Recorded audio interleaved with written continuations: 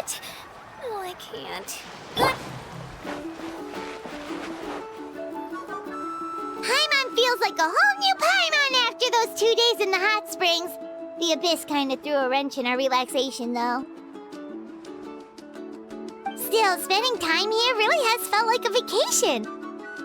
The Kaholasaurs are so nice and so fun to play with. Their bellies are super bouncy. Oh, and Atea's snacks were so delicious. She gave Paimon some for the road just this morning, actually. Yelling at some kids who got caught throwing stones in the hot springs, so not much has changed since we first met her. Hey, you guys. Sleep well last night? Yep, this area is so nice. Glad you like it. I was thinking of taking you guys out to do some sea fishing. Later tonight, we can eat whatever we catch. Fresh fish is absolutely delicious right off the grill. Hey, Mualani! Yeah? What do you need? The team sent out to fight in the Night Warden Wars has returned. And Kachina? Is she back as well? Kachina fell in battle. But don't worry, the team was victorious, so the Rite of Resurrection will be held in the stadium soon.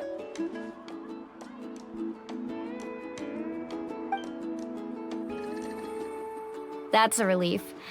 The Abyss is cunning, and it was her first time. Mistakes are bound to happen. Exactly. She deserves to hold her head up high. All right, thanks for letting me know. We'll head out in a bit. Jeez, she sounded a little anxious there. Had me thinking it was bad news for a moment.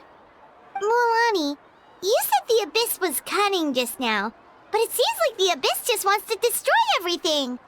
Like, think about all those monsters that attacked your tribe. If there really was some sort of cunning plan, wouldn't it make more sense to send them to attack Kachina and her small team? Not that Paimon wants them to be in any more danger, it's just... Relax, I get it. The Abyss is difficult to understand, that's for sure. At a glance, it certainly seems like the only goal is total destruction. The Abyss isn't a living entity after all, so what capacity for logic or planning could it possibly possess? But through our long history of fighting the Abyss, we've realized things aren't quite so simple. 500 years ago, the Abyss invaded Teyvat. You know about that, right? That's right. Khaenri'ah suffered greatly during that time. But so did every other nation in Teyvat. And Natlan was the worst affected of all. It took the combined efforts of the then Pyro Archon and heroes from every tribe to finally repel the Abyss. Even so, the effects of the invasion lingered for hundreds of years, only able to be reversed little by little. Our tribe's waters were contaminated. The Children of Echo's territory was overrun by dangerous sludge surging from underground. Unrelenting black winds tore across the lands of the Flower Feather clan. It was like each disaster was designed for a specific tribe.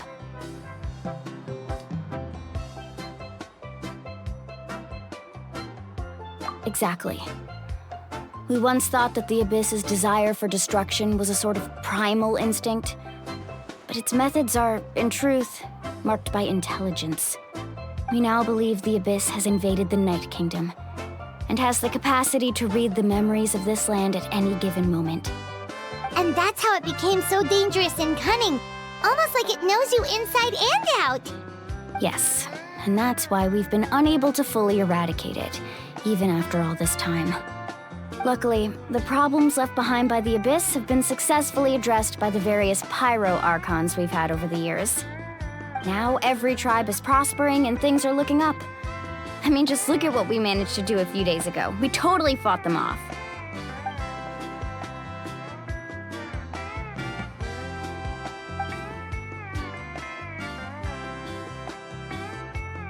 You must have had to sacrifice a lot to get to this point. Every battle, every sacrifice is in pursuit of a future where we get to stop fighting. Responsibility, duty, unavoidable burden. Everyone in Natlan views the war differently. But I believe we will be rid of the Abyss one day. And the efforts of all who fought against them will become a story for the ages. To think that my name could survive in ballads passed down to future generations, it's kind of romantic. Everyone has something that drives them forward, you know? We have to.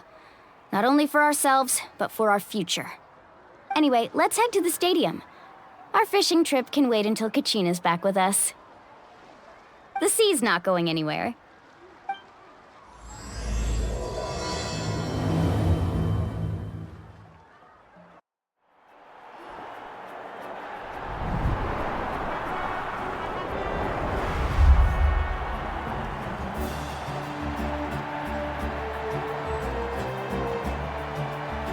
Whoa, this place is packed already!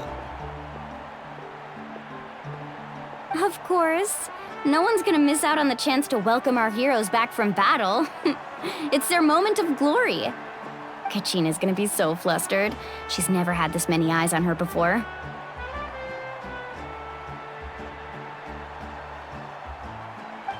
Yeah, she doesn't seem like the kind of person who likes being the center of attention. Looks like I'm just in time. Kinich, you're here! Yeah, a commission ran longer than expected, but I made it. I heard about the incident with your tribe, Mualani. Is everyone all right? Yeah, it's all taken care of. Our new friend here's got some tricks up her sleeve, by the way. She's just as strong as Kachina made her out to be. Hey, look! Is it about to start? That's right. Someone will come out and recite a eulogy, and then we'll sing the Ode of Resurrection together. Come on, let's find a spot with a good view. When the singing starts, just follow my lead and you'll be fine. Let's go somewhere higher up so Kachina can spot us.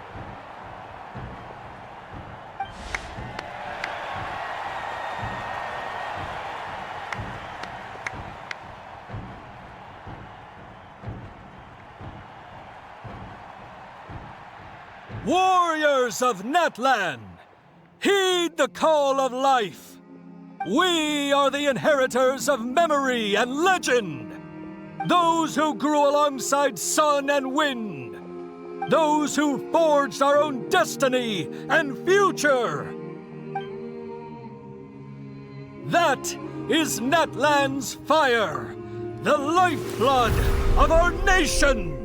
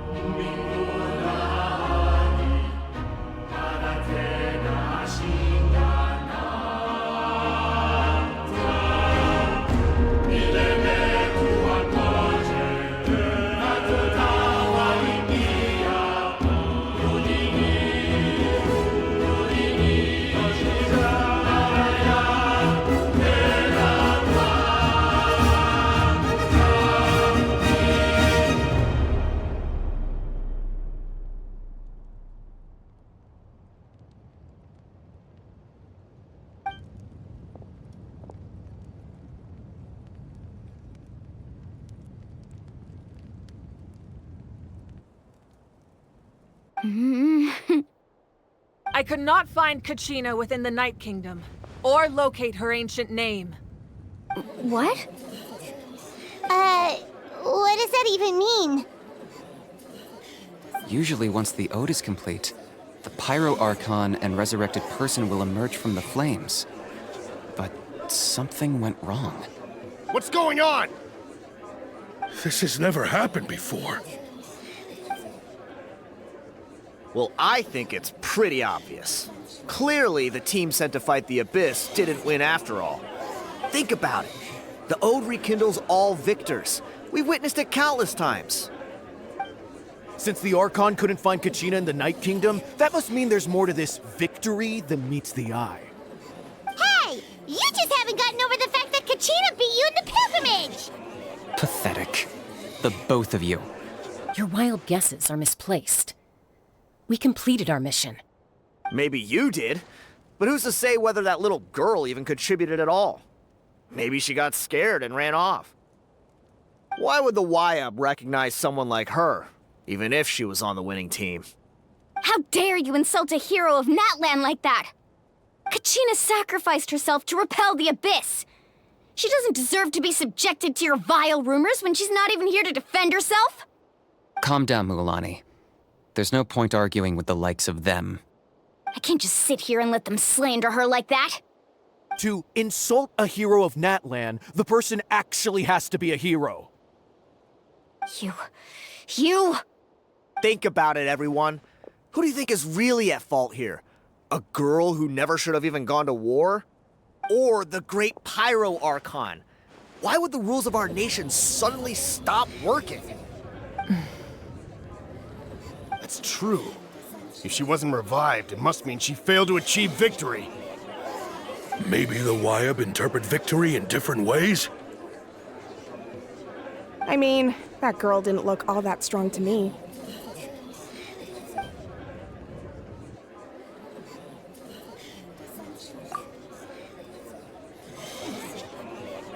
Kachina wouldn't have run! That's not like her at all! No, she's been waiting for this moment for too long. No matter how daunting the situation, no matter how scared she might feel, she's always the first person to stand up and face it head on. We don't even know what happened, so don't you dare try to use this as an excuse to vent your anger or slander her reputation. Fine. We'll find out what happens soon enough. Then, we'll see who truly deserves glory. That's enough. There is no doubt about today's victory, or Kachina's part in it. She is a hero worthy of our admiration and celebration. However, the failure of today's ceremony is undeniable. Kachina has not been rekindled, and I offer you all my deepest apologies as I continue to investigate this matter. To prevent further casualties, I have decided to suspend the pilgrimage until this matter is resolved. What? No one is all-knowing. No one is infallible, not even myself. But doubt is a means by which we seek the truth, not a weapon we wield against others. I didn't mean it that way, Archon. If there are things you wish to clarify, then ask me directly. Doubt my answer if you wish, but now's your chance. You have concerns? State them. No, of course not. Even though I have said nothing to change your mind, then it would seem the truth never mattered to you at all. That guy doesn't even have the courage to answer the Pyro Archon's question. So much for all that glory talk earlier. I have a question, Archon. My friend Kachina. Do you have any idea where she is? It's extremely important to me. I know you said you were investigating the situation, but I'm sorry, that's not enough. I've already shared everything I know. If you want to learn the truth and rescue your friend sooner, you should join the investigation. So, what do you say? Of course I'll join. In that case, come see me in the speaker's chamber. We should join them. Oh, and if it's not too much trouble, could you drop by as well, Traveler? I'd like to have a chat. Rest assured, everyone, I'll keep the tribal chiefs informed on the progress of the investigation. Once again, I apologize for the outcome of this ceremony. If there are no further questions, let's part for now. Did she just ask us to come along? I believe she did. Let's go. I'd like to know what's going on myself.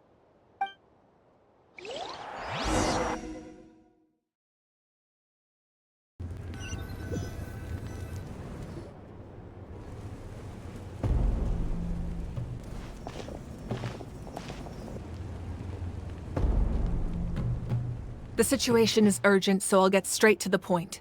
Kachina is undoubtedly a hero of Natlan, and I'm deeply sorry this happened to her. There's been unrest in the Night Kingdom, but I don't know what's causing it. As a result, I've been unable to track down her location. Until we find and address the cause of the unrest, the Ode of Resurrection will continue to be ineffective. And that means Kachina won't be able to come back? That's correct. Not until the problem with the Night Kingdom is resolved. How long will that take? It's hard to say.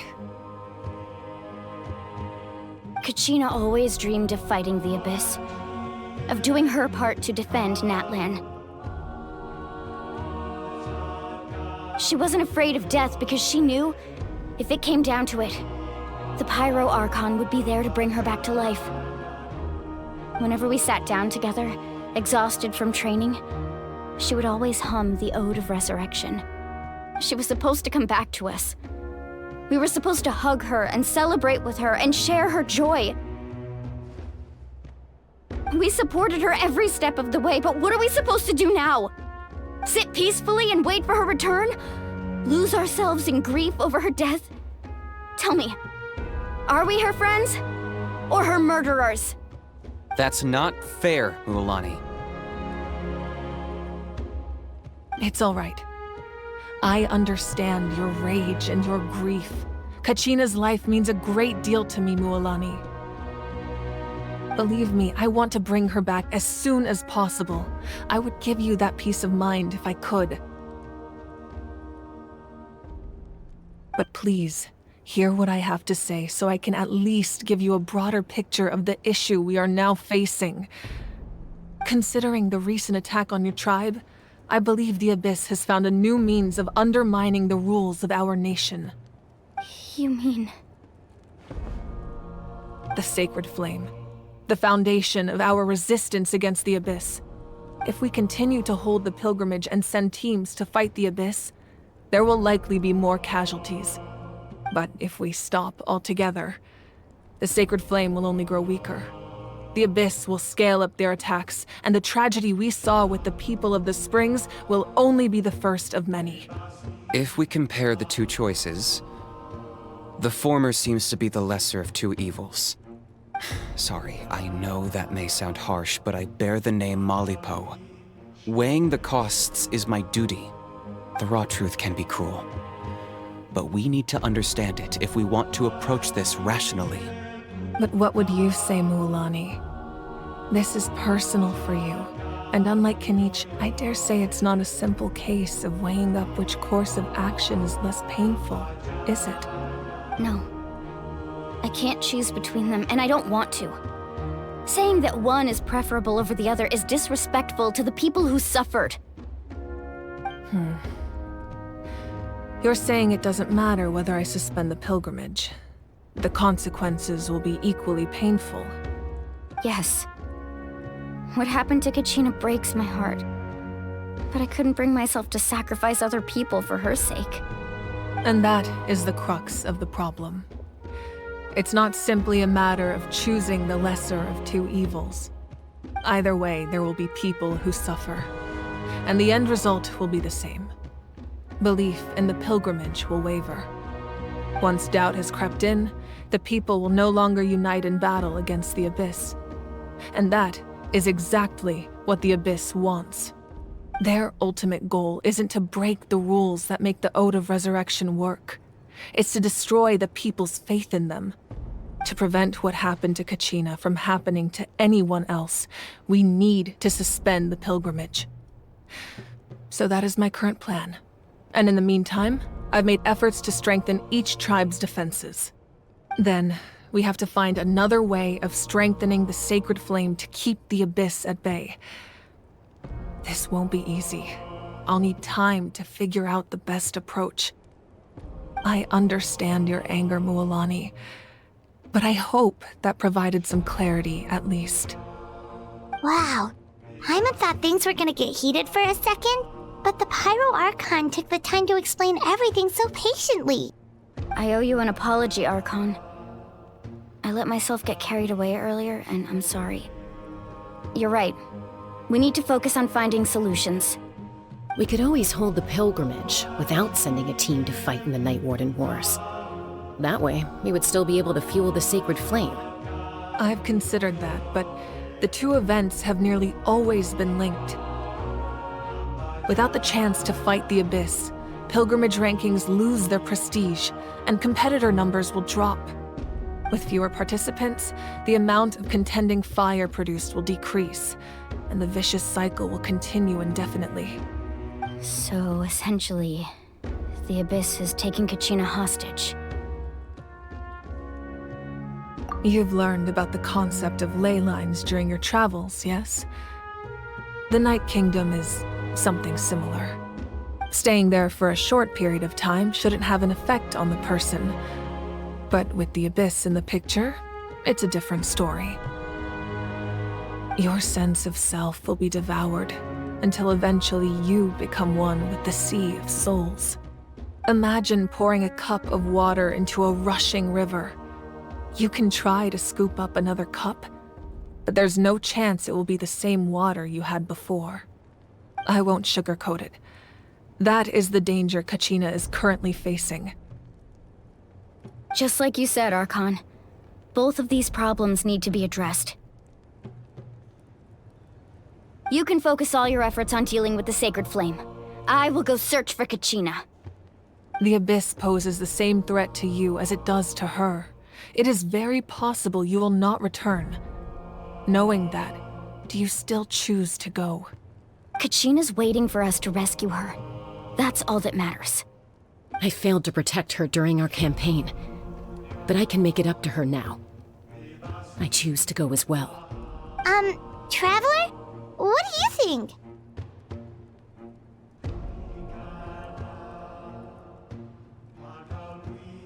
Understood. Then I'll support you in any way I can. The Masters of the Nightwind have a technique that can extract an ancient name from the ley lines. If we can find Kachina's ancient name, I can use the link between them to pinpoint her position within the Night Kingdom. Then comes the hard part. You need to visit the Night Kingdom in person and rescue her.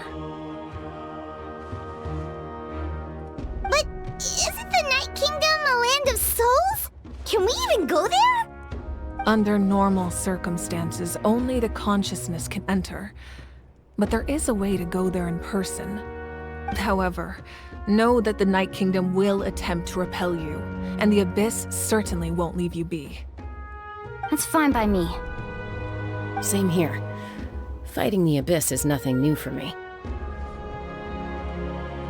So, Paimon's the only one who's scared? Well, if you're going, Traveler, Paimon's going too. Citlali of the Masters of the Nightwind once created an artifact that can be used to communicate with the Wyab. We call it the Spirit Speaker Stone. It was originally used as a ceremonial artifact wielded by the tribal chiefs, but that spiritual quality also means it can be used to search for an ancient name. That was the artifact I delivered to the Scions of the Canopy a few days ago. Didn't think I'd be hearing about it again so soon. Thank you so much for your help, everyone. Your thanks are unnecessary. I will offer you whatever aid I can, but your fellowship and courage are what will truly decide the success of this operation. Besides, you're the ones helping me. I can only focus on one thing at a time, after all. Traveler, I certainly didn't expect our first conversation to be so serious. I've heard all about your accomplishments. Ever since you arrived, I've been hoping to meet you and offer you Natlan's highest level of hospitality. Why? Why? Is that not what happened in the other nations you visited?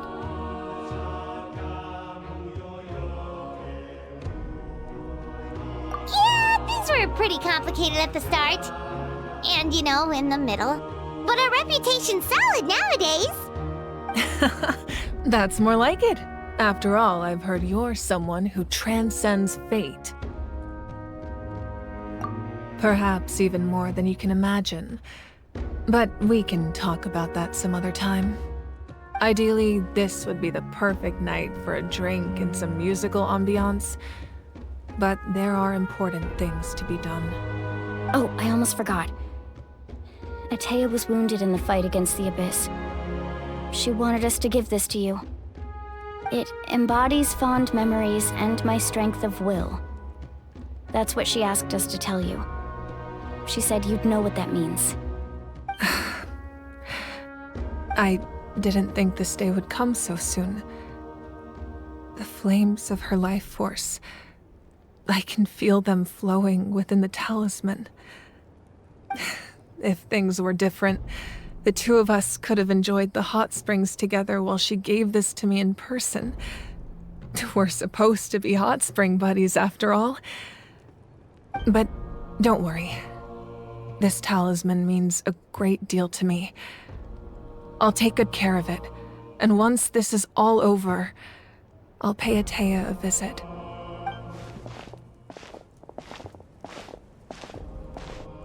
You said you didn't want to jeopardize the production of Contending Fire.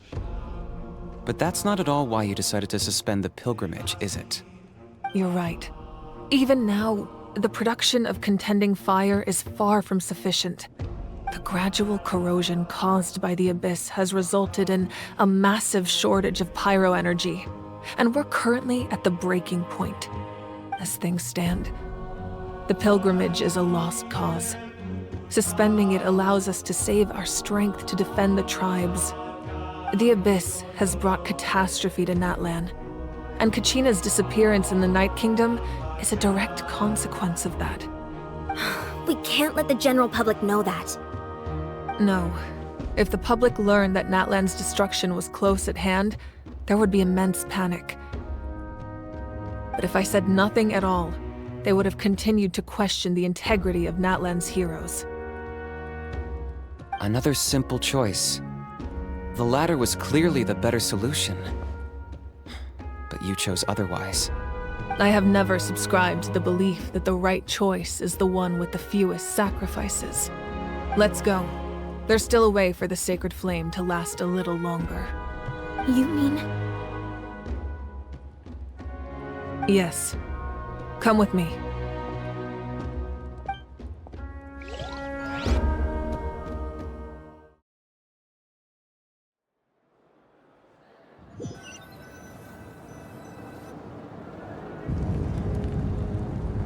The sacred flame must never go out. Not only does it strike fear in the Abyss, but it's also the pillar of Natlan's stability. So until our heroes are ready, I will sacrifice my power to keep it burning. But that can only last so long. I think we should focus on the remaining ancient name-bearers. Don't let desperation cloud your judgment. Those chosen by the Wyeb have already embarked on their destined path. It is for them to decide how that journey ends, not us. All we can do is support them. Even so, for you to make this sacrifice, it's not right. If not me, then who? No other is capable of sustaining the sacred flame. I possess great strength, but I'm not above my people. This is part of my duty.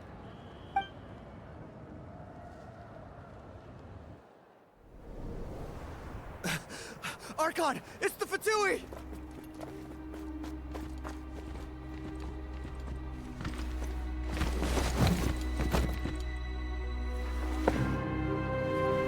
The Archon of Natlan. A force to be reckoned with. The secret of the ley lines is no secret to me. Long have they been destined for ruin. And since the oath made 5 centuries ago remains unfulfilled, what use is the Gnosis in your hands? I don't know what you mean. But it sounds like this is about more than the Tsaritsa.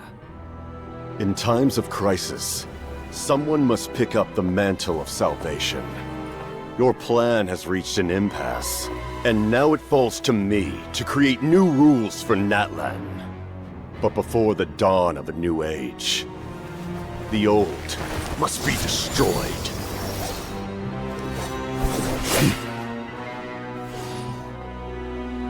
I assume that's the end of your speech? Good. People like us? Let our blades do the talking!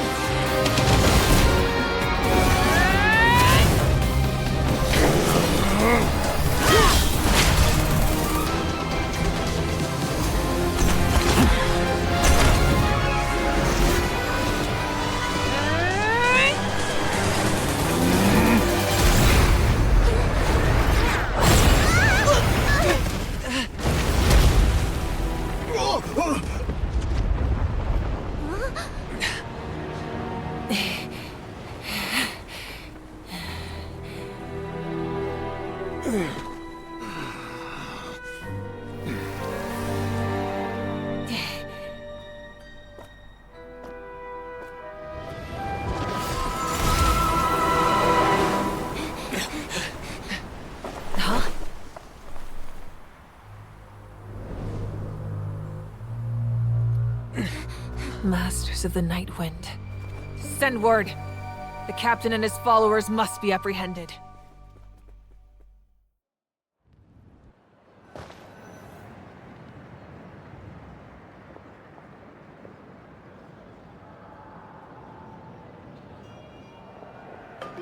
Are you alright, Archon? He was a formidable opponent. Exactly what I would expect from the first of the Fatui Harbingers. I never imagined someone could match you in combat. If the Tsaritsa sent him here, why would he bring up what happened 5 centuries ago? Yeah. And how much does he know about Natlan? The Harbingers are all driven by their own personal goals. The only purpose that unites them is collecting the Gnosis. But I'm sure the captain has his own reasons for being here as well. Whatever his motive, we should shift our focus to the Fatui. If they attack again, and we're not prepared, we're done for. No, we're running out of time. The wound I inflicted should hold him back and weaken him for the time being. Besides, I'm sure you noticed, the power that came to his rescue just now came from the Masters of the Night Wind. In other words, there are traitors among us. Not necessarily. This could prove to be a very valuable turn of events. When we exchanged final blows, I sensed an unusual presence within him. I'll need to investigate further. Kinich, go to the Masters of the Night Wind and look into who could have aided the captain. Speak to Sitlali. She should know. Of course, I'll head out right now. Do you still intend to... Yes, but fear not.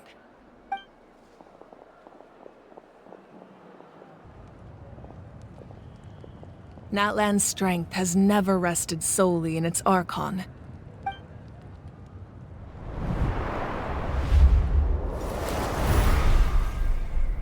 Together we foresaw the only path that leads to our nation's future. We must trust in that vision now.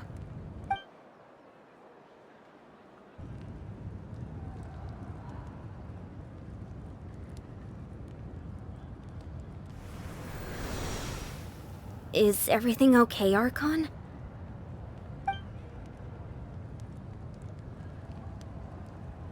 Completely fine. Just lamenting the fact that I never got a picture when I could still turn my hair into flames. Too late now. I just hope the others have a safe journey.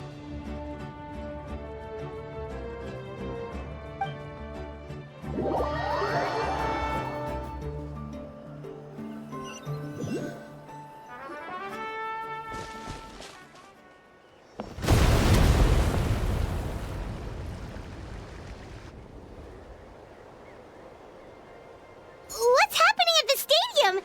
Did something explode? It feels like the Archon unleashed her power. She must be fighting a formidable opponent. Should we go back and check what's going on? Have faith in the Archon. She wouldn't lose in a one-on-one confrontation. Once we find Kachina's ancient name, we'll head right back.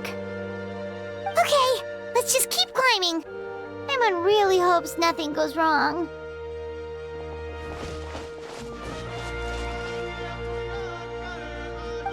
Yeah! What can you tell us about the science of the canopy? The tribe's people are very adventurous. Oh, kinda like us then! I'm not so sure. You don't strike me as the type to enjoy danger. The Scions of the Canopy are a bunch of thrill seekers. They love extreme sports like rock climbing, rappelling, volcano parkour, or even bungee jumping without a rope while a Yunkus.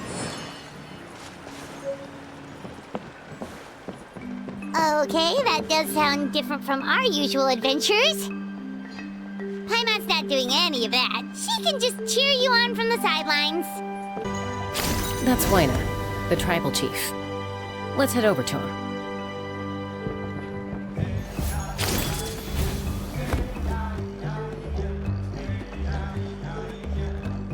Chaska. Nice to see you again, Wyna. I'm afraid we don't have time for pleasantries, so I'll get right to it. We're here for the Spirit Speaker Stone. Whoa, hold on a second. At least tell me why you need it first. My friend Kachina is trapped within the Night Kingdom. We need the stone to find her ancient name and rescue her. Rescue her? From the Night Kingdom? That's right. I'm sorry, but someone needs to tell you what you don't want to hear. Go in there. A mature warrior would never make such a foolish decision.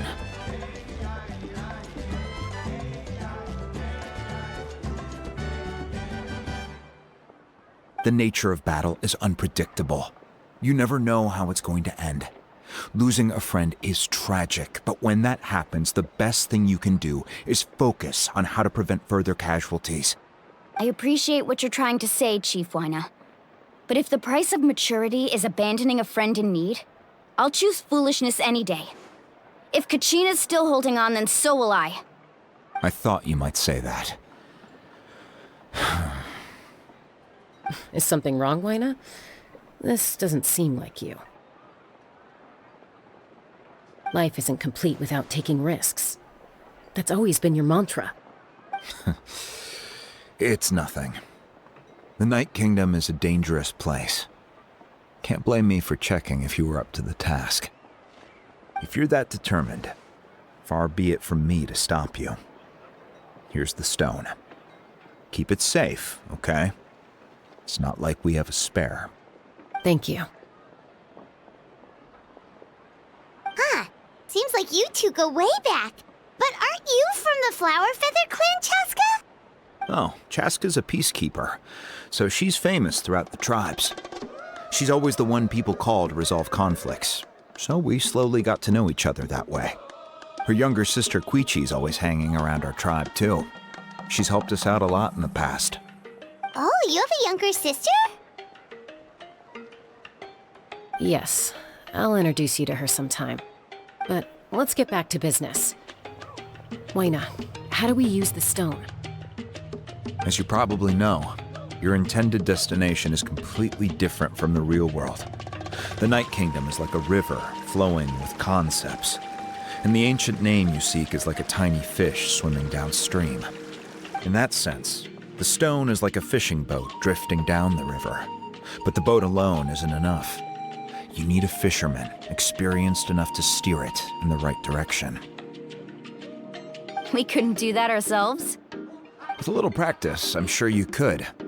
You have the strength and the talent.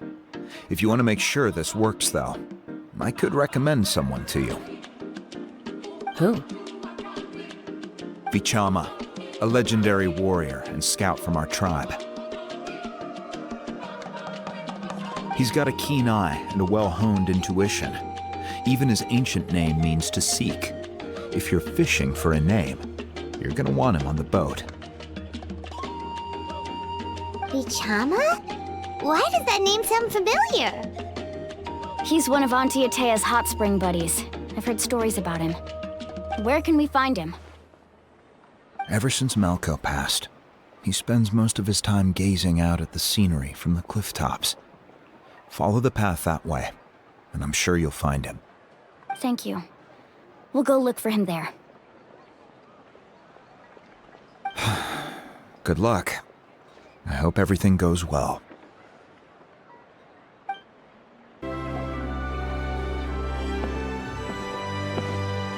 Someone admiring the scenery from the cliff tops. Ah, that must be him! Hello there, are you Vichama? That's me. Did you need something?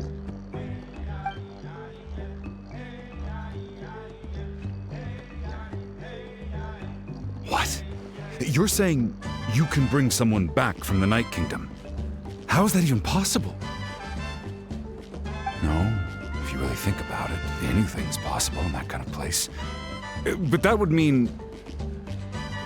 Are you okay? You don't look so good. Everything's fine. I'll help you, but I do have a small request.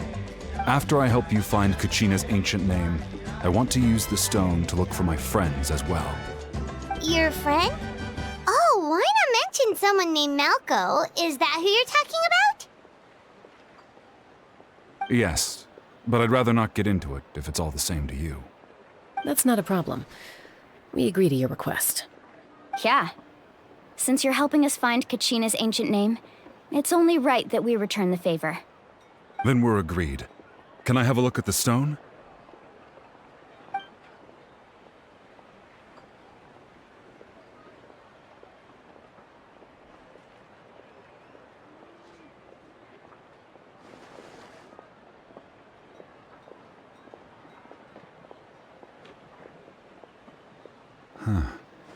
I see. From what I can tell, it functions almost like an abyssal pylon. Both connect the Night Kingdom to the living world. Once the connection is established, the abyss will come surging through the opening like a predator honing in on the scent of blood. So we have to be sure not to use it in a tribal settlement. Wow, you got all that just from looking at it? I just picked up on the basics, really. I still have no idea why it works. You said someone named Lali invented this. They must be a genius. I'll go find an open area and start setting things up. In the meantime, I need you to get 2 things for me. We'll go right away. What do you need? First, I'll need some hook ropes. Pretty much every store around here carries them, so no need to go anywhere special. Oh, and I need to build a net out of them, so make sure you get a good amount.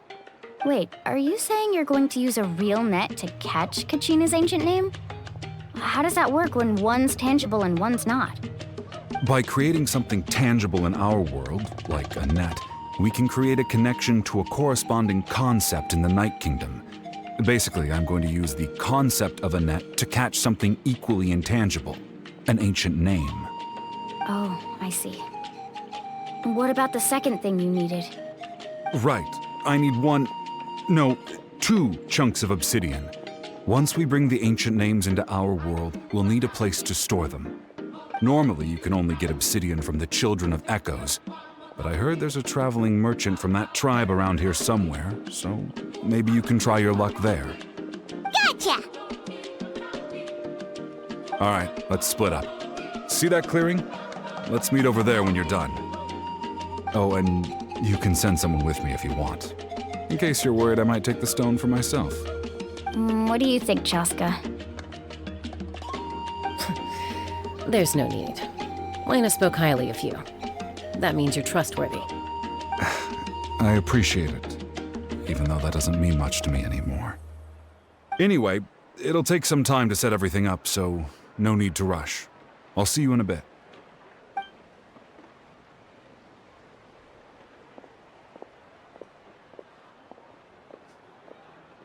What an odd guy.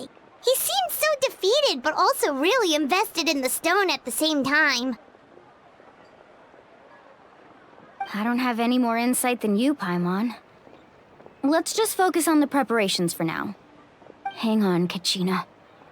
We're coming for you. Hello. Do you have any hook ropes for sale? Hook ropes? As in rock climbing equipment? Yes. How much for your whole stock? Oh, the whole thing? Let me see. That would be 30,000 mora in total. Deal? Deal. Wait, really? What, you want me to drive down the price? We just need these as fast as possible, thanks. Oh, no problem at all. I'll even pass along some information on the house. These ropes are usually used by rock climbing enthusiasts. If you want to learn, Roka's the person you want to ask. All right, that's everything. Here you go. Now we need the obsidian. Let's go talk to the traveling merchant Bichama mentioned.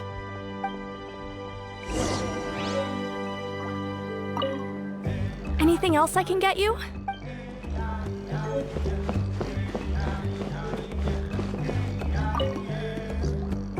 Excuse me, do you sell obsidian? Why, yes. I've got a chunk for sale right over there. Perfect. Is that the only one, though? We actually need two. That might be tough. Tell you what, I'll take a look through these boxes over here and we'll see what we can find. Thank you so much. We'll wait here.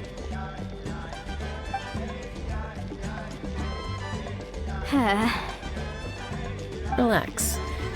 Everything's going according to plan. I know, it's just... I could tell Vichama feels the same way about his friend that I do about Kachina.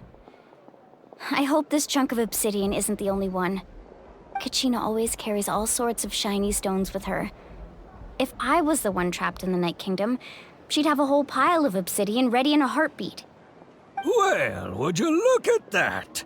I did bring an extra. Here you go, young lady. How does it look? Perfect! Thank you. How much do I owe you? If you hadn't shown up, these stones would have just sat here collecting dust. I'll take 3,000 mora for both. Here you go. By the way, I heard you mention Vichama just now. You running an errand for him, then? How's he doing? Malco's been gone for 5 years now. It's about time he started to move forward. Do you know what happened between them? I heard about it in passing while I was out drinking one night, but I don't know all the details. Bichama and Malco grew up together, and even made a name for themselves together.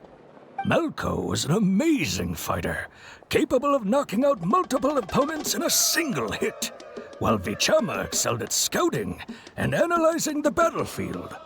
The two made an excellent team, and managed to beat back the Abyss several times.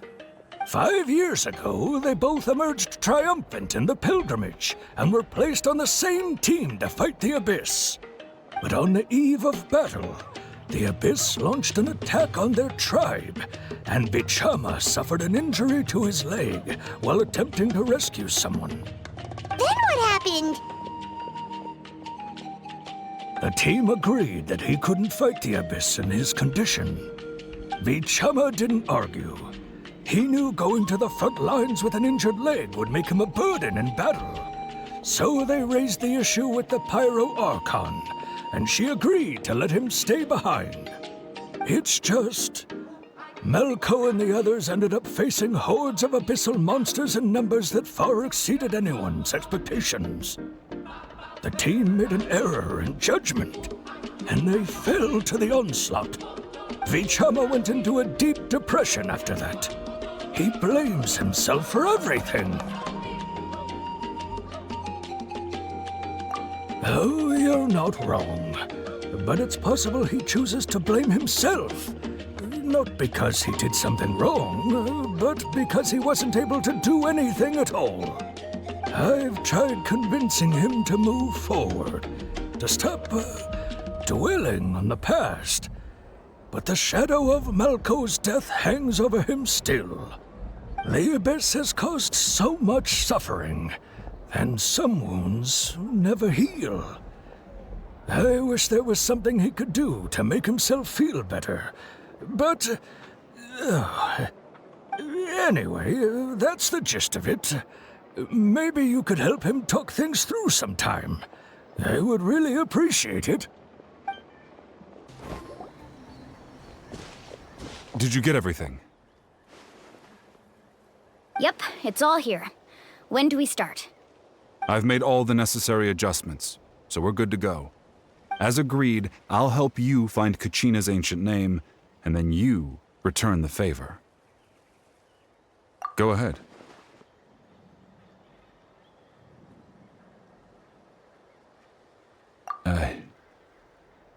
Yes. After Malko fell, I scoured the battlefield to see what happened. It turned out he wasn't bested by some impossibly powerful foe. He was dragged to his grave by the sheer number of enemies. If I had been there, I would have been able to sense the danger. I could have warned them not to advance. I've always blamed myself for what happened. But when you told me about Kachina, I realized there's a chance Malko might also be alive, fighting for survival in the Night Kingdom. But that happened several years ago, right? The Pyro Archon said all life within the Night Kingdom eventually becomes one with the Sea of Souls. There might not be much hope, but I still have to try. Malko and I promised each other, even if we never managed to root out the Abyss for good, we would fight together until the end. All right, let's get to it. I'll start searching for the conceptualized version of Kachina's ancient name. If you see any fragments scattered around the area, please collect them.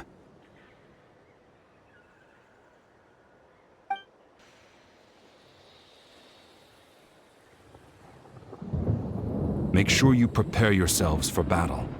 As I said, the stone will link the mortal realm to the Night Kingdom. The Abyss will likely emerge in response. Look at that golden thing. It must be one of those fragments Vichama mentioned. Let's get closer.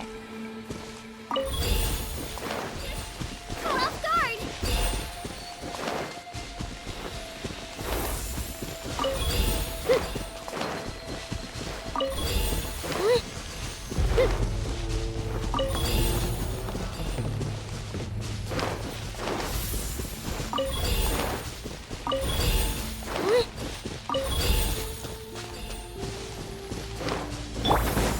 Whoa, monsters incoming!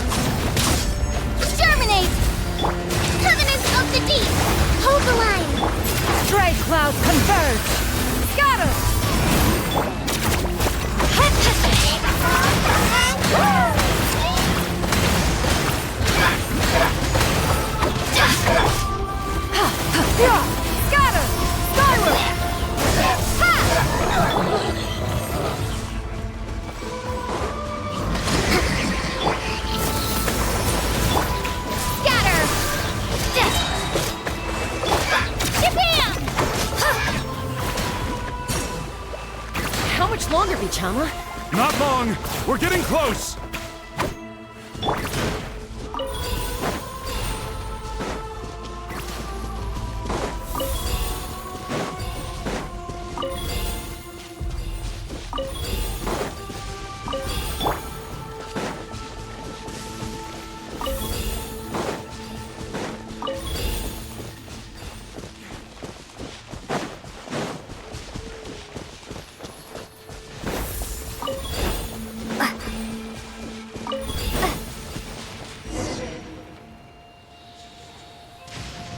Vichama!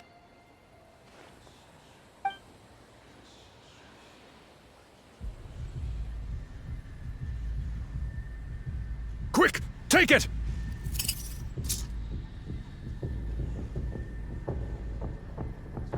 I found Kachina's ancient name. Hang in there, Malko. Just a little longer. Something's not right. The power of the Abyss is getting stronger. The Abyss is corroding his body! Vichama, you can't keep going, you'll die! I should have died 5 years ago. I just need a little more time. Please, I'm almost there. Thank you.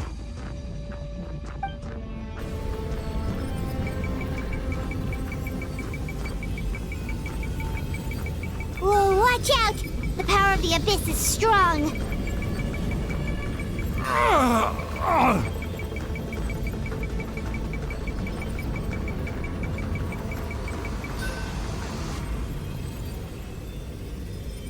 This power. Hanging in there? Malko. No! Why can't I find him? Why? We can't wait any longer. Pull him away from the stone, Mualani. I already tried, but the power of the Abyss has him in a chokehold. It's like he's tied to the stone with an invisible rope. In that case, we have no choice. I'm sorry, Seat Lolly. Get back! Chaska, wait!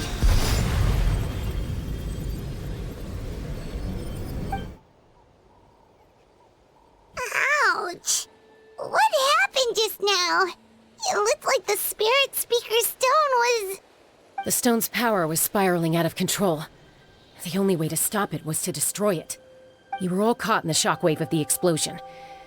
You might feel dizzy for a while, but that's normal. Give us a heads up next time, will you? You're lucky we managed to dodge it in time. I thought I said to get back. Yeah, barely a second before you made it go poof. Not everyone has your reflexes, Chaska. We were this close to getting dragged into the explosion. Okay, I'll be more careful next time. At least Kachina's ancient name is still in one piece. Wait, where's Vichama? Vichama! Vichama! I couldn't find Malko's ancient name. It must be completely gone by now. Once your ancient name disappears, there's no coming back. From the very beginning, I knew there was a slim chance, but still. And now... it's too late to save him. From the minute he left that day, it was already too late. Vichama. I'm sure he's heard enough condolences over the years. Let's just give him some space. Huh? What's that in your hands, Vichama? It looks like something's glowing! Huh? This is...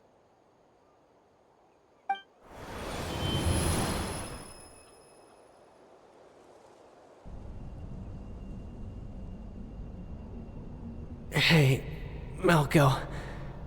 Got any strength left? Not enough to swing a sword, but to say a few last words? Sure. Too bad. No one will get to hear them. I never thought I'd actually die on this mission. Not that I'm afraid to die. It's just... hard. Thinking about my mom's face when she hears the news. guess I have something to be thankful for then. My parents died a long time ago. They won't have to mourn me.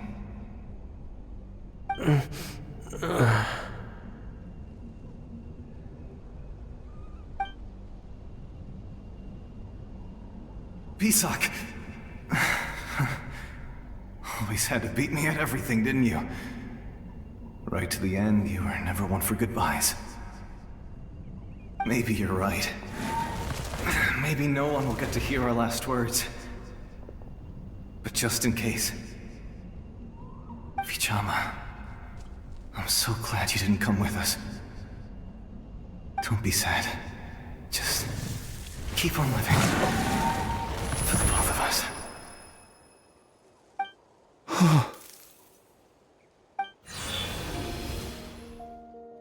Was that a memory? Seems like we were able to salvage something after all.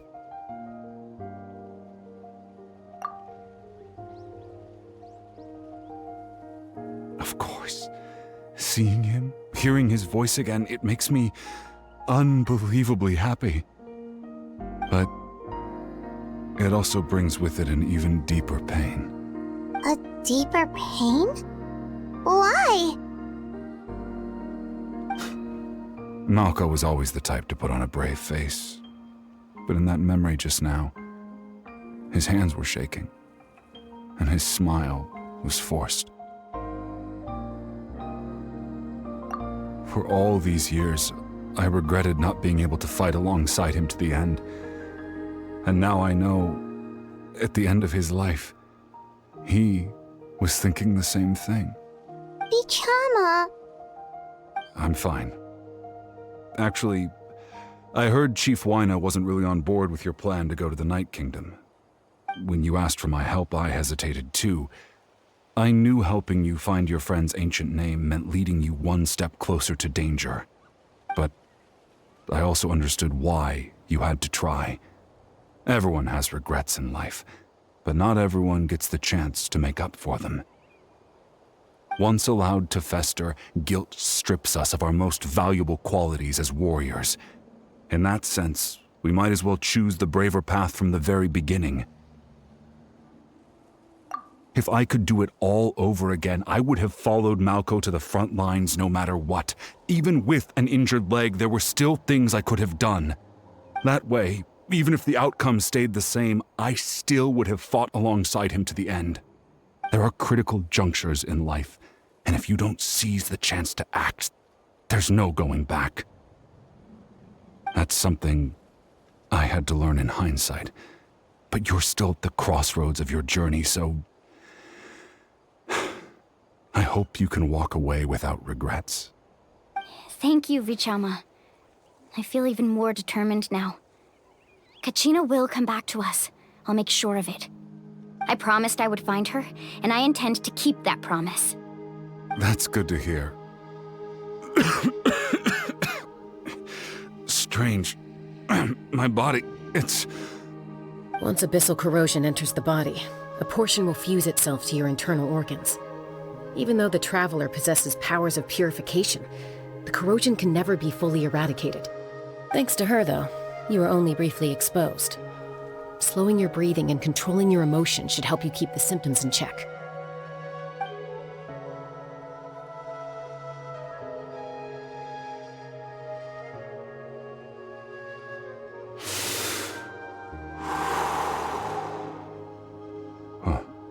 That does make me feel better.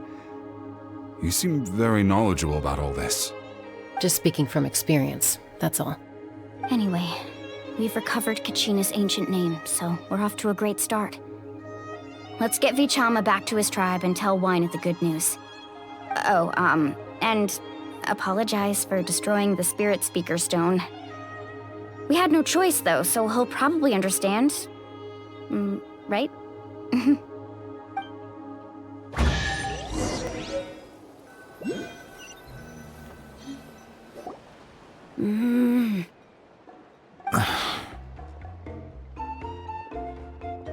Koichi, are you really gonna just stand there like that? I don't know what you want from me. I think you know exactly what I'm trying to say, Uncle Wyna.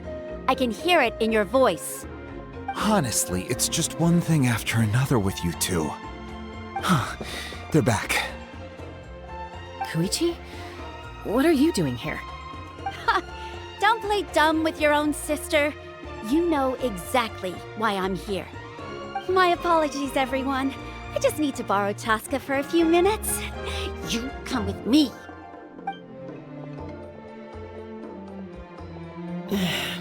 I'll be just a moment. Who is that? Koichi, Chaska's younger sister. Although the two aren't actually related by blood, it's kind of a long story.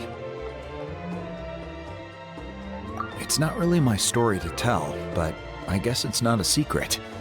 You see, Chaska was actually raised by cuckoo sores. She was afflicted with a rare disease when she was a child, and abandoned in the wild as a result. The Abyss found her out there, all on her own, and tried to devour her. But in the end, all that did was trigger her will to live. That strength of will pushed her to survive. But it also planted a seed of conflict within her. Eventually, she was adopted by the cuckoo sores. Wherever they went, she followed, getting into fights right and left. For some reason, Paimon can totally imagine that. Well, when Chaska finally returned to human society, it was Koichi's parents who adopted her.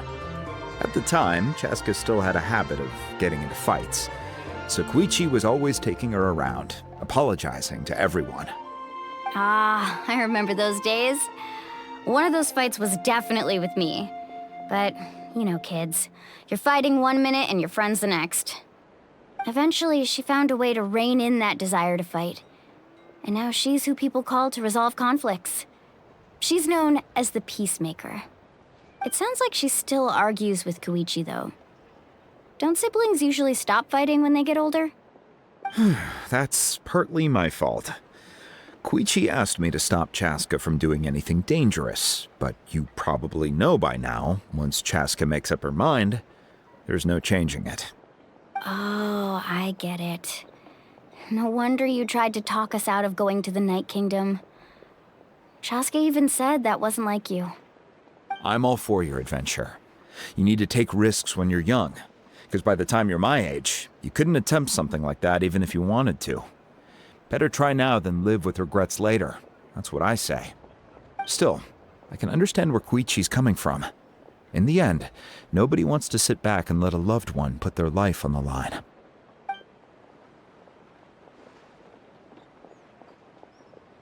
All right, it's just the two of us now. You have 1 minute to explain yourself. I don't have anything to say. You don't have to approve, but you should know I only do what's necessary. That attitude is exactly the problem. It's like you don't care. You try to sneak off to the Night Kingdom behind my back and then play it down as if it's just a trip abroad. Well, technically I am going abroad, right? Again with the excuses! We agreed, didn't we? There are 4 levels of danger. If it's not something urgent, you can only engage in level 2 danger and below. You can only go up to level 3 if a situation is so dire there's absolutely no alternative. But a trip to the Night Kingdom? If that's not a level 4, I don't know what is. And you were just going to sneak into the place without saying anything. What do you mean, sneak into the place? I always planned on walking in there with my head held high. You bought off Uncle Wina, didn't you? He promised me he'd stop you from doing anything dangerous. Oh, it's like he didn't even try. You feel like he went back on his word. What if I told you my mind was made up, and there was nothing he could have done? Not even by force. Oh, I knew it! So he did try to say something, but you didn't listen. This is important. If you were in my shoes, you'd make the same decision. You don't know that? I'm a doctor, and I handle logistics. If you're going to waltz into a dangerous situation where you could lose control at any moment, it's my duty to say something. All right, whatever. Anything else? What do you mean, anything else? Why don't you reflect on what you've done and promise me you'll stay put? Time out. Is this one of our normal arguments or a serious one? Chaska, does it sound like I'm joking? Then... you need to know something. What happened to Kachina was partially my fault. I can't leave her there to die. That's not who I am. But the person you become when you lose control, that's also not who you are. That's a different issue. You said it yourself. A person is only as good as their morals. If I want to live in Natlan, I need to display qualities that make me worthy of this nation. I've also told you that managing your condition is equally important. Sometimes you have to make sacrifices. All right, let's stop this here. If we keep going, I might actually have to get serious.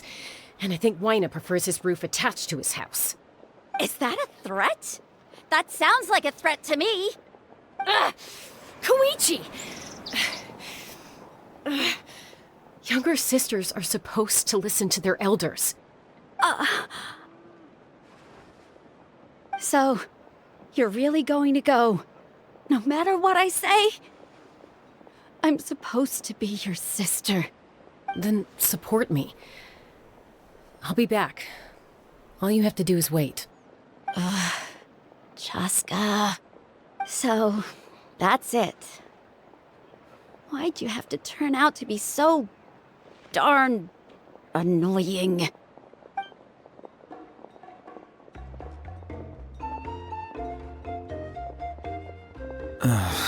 You two are something else. Something you wanted to say? I know you aren't related by blood, but you two sure are similar. Really? You know, I said that very thing to Koichi not too long ago, and she reacted the exact same way, down to the very tone of voice. It's not my place to get involved, but I will say this. Try to spend a little more time with your sister. You're tough kids. That doesn't mean you have to go it alone. Thank you. Anytime. All right. If you're done with the Spirit Speaker Stone, you might as well hand it over. According to Kinich, it's an important ceremonial artifact, so it'd be safer to keep it with me. About that. If only Tone-Gift Bard was here, he could have repaired it just like the Holy Liar. It might be in a few more pieces than you remember. Huh?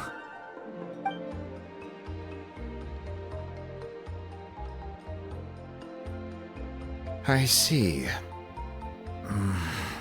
Sounds like it was an urgent situation.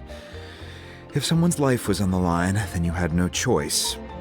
Still, Citlali's going to be a nightmare to deal with now that you've broken her stuff. I'll explain everything to her later. Stay safe out there in the Night Kingdom, okay? I'll wait here for your safe return.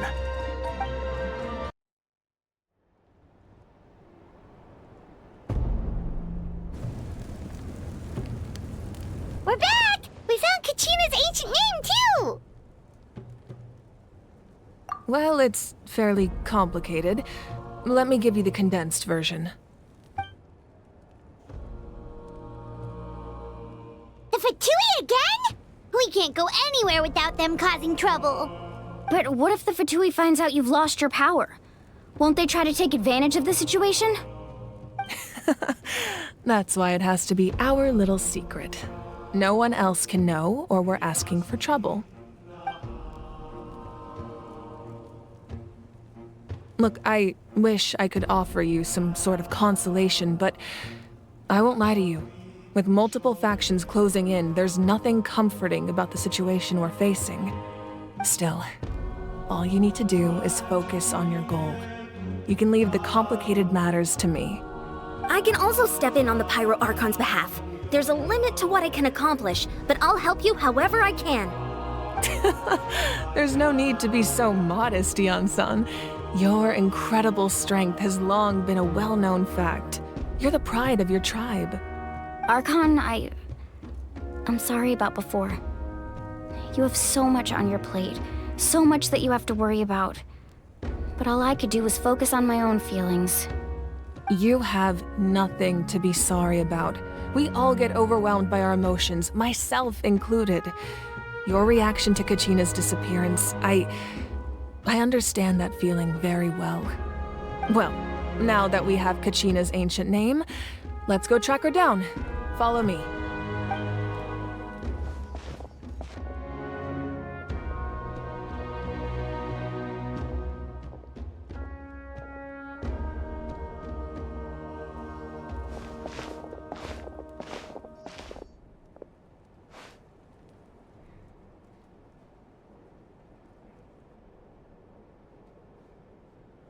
What is this place?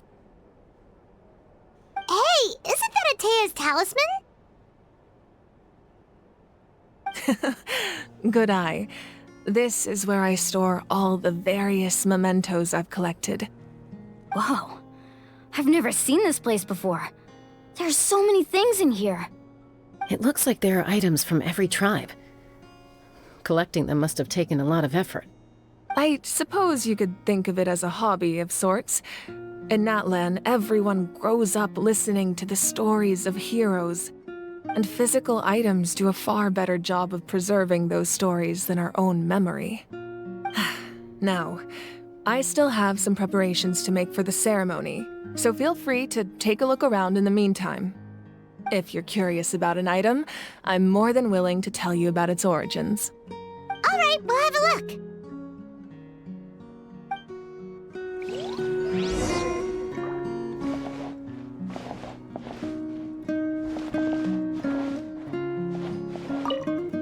Make sure to handle everything with care. This cup, for example, it's heavier than it looks.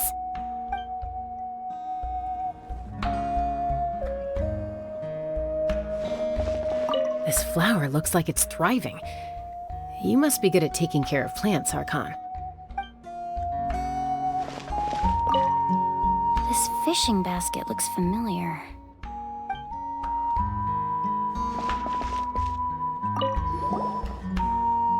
Hey, there's a fishing rod here. It must have belonged to the people of the springs. That's right. It belongs to a legendary fisherman named Matavaru. I have his entire set of fishing equipment, actually. He and I met in a tavern. He told me about a particular kind of giant fish and his meticulous plan to catch it. In his eyes, I saw a hunger and a strong fighting spirit. To him, the sea was the battlefield upon which he staked his honor. So, did he do it? The next time I saw him, he was covered in scars. It turned out the fish he sought had been corroded by the abyss. He managed to kill the fish, but sustained a serious injury in the process, which meant he could never go deep-sea fishing again. Can a fisherman claim victory if he fails to bring back his catch? That's what he asked me in the end. Well, Paimon thinks he won. That was my answer as well. The experience was far more valuable than the prize itself. In the end, he didn't want his tools to go to waste, so he gave them to me. Wait, that means you also know how to fish. Maybe we can go head-to-head sometime.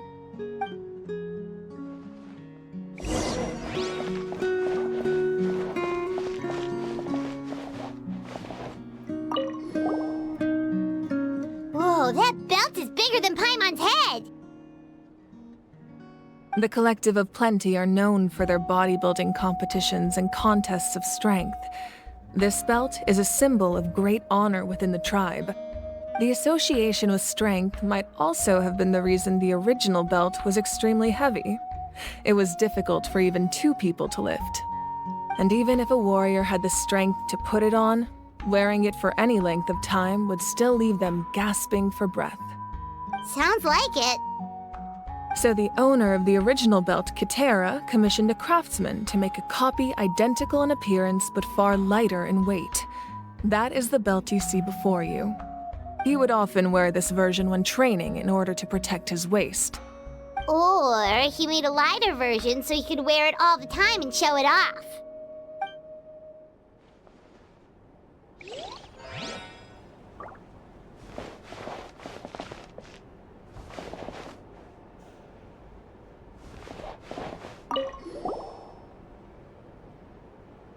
are so many jars and potions around here. Do they have anything to do with alchemy? No, those belong to the Masters of the Nightwind. They're ceremonial tools used to amplify the ability to communicate with the Night Kingdom and the Wyab. Yamaya is an expert in this field, and she taught me a lot. Even though she appears stoic and serious, she actually has a keen sense of humor. The tools you see here are quite traditional. Her students found them outdated, so she passed them on to me. The contents of the jars aren't all that special. Oh, except the big jar in the middle. That's what she really wanted to give me. Ooh, must be something really cool. What's inside? Grape juice. Huh? It's quite tasty, although probably expired by now.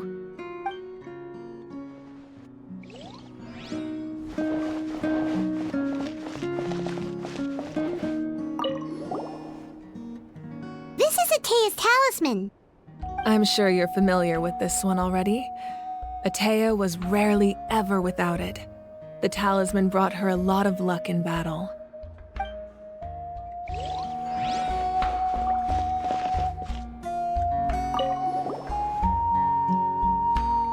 Whoa, this weapon is huge! Which tribe did it belong to? Ah, that weapon belonged to Tenoch, a hero from 500 years ago. Strictly speaking, he didn't belong to any single tribe. That's because even before the disaster with the Abyss broke out, he had already been exiled. Exiled? It was a punishment imposed out of necessity, but he accepted it all the same. He believed it was what he deserved. When the Abyss attacked, the tribes found themselves in urgent need of a powerful figure to lead them into the battle, and there was no one more courageous or resolute than him. He united the 6 tribes and accomplished great feats throughout the war. Ultimately, he perished, and because he had already lost his ancient name, the Ode of Resurrection was unable to bring him back. And so, he was laid to rest, alongside the countless warriors and civilians who lost their lives, buried in the soil of his native land. Wow, he sounds like a true hero. Indeed, even now his story is told throughout the land.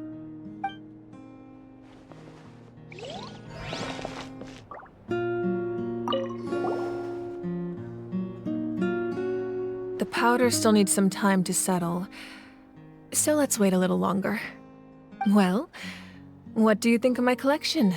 Do you feel like you have a better understanding of Natlan's culture now? Yeah, if each item represents a different story, seems like Natlan's really been through a lot. Does every item hold a special memory, just like Atea's talisman? That's right. The items in my collection actually serve a similar purpose to the ancient names passed down among the tribes. They demonstrate the true shape of time. The shape of time?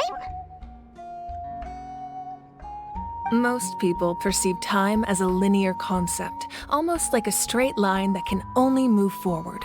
We cannot change the past or predict the future. But there's also a different theory, one that I believe to be closer to the truth. Namely, that the past, present, and future all exist at once. At once? Paimon's not sure she understands. Let's say your journey ended right now. Thinking back on your experience in each nation, which one would you say was the most important? Exactly. Even at the end of your journey, the things you experienced along the way don't cease to exist. They become part of who you are. Take out a portion of that journey, and you would likely make very different decisions, and eventually arrive at a very different destination. The future is the same way. It exists even though it has yet to come to pass. We just lack the means to perceive it. Of course, there are those with the power to foresee the future. They simply call it by a different name. Fate. You're quite familiar with that concept, I would imagine. that does kinda make sense. The future hasn't happened, but already exists. Humanity excels at living in the present, but too often we forget the past and neglect the future.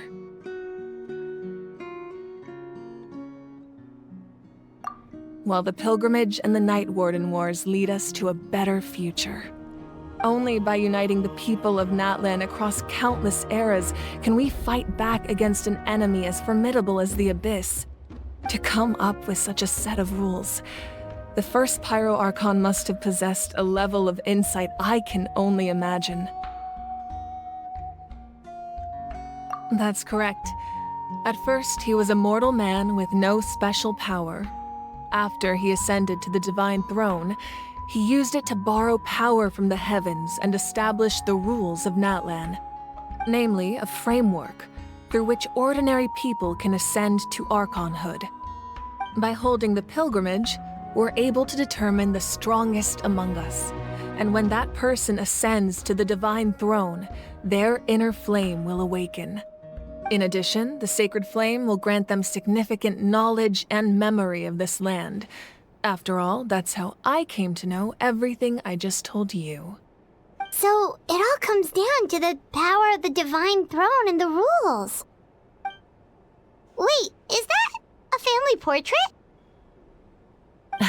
Yes, that's my mother, father, younger sister, and the little Saurians we raised.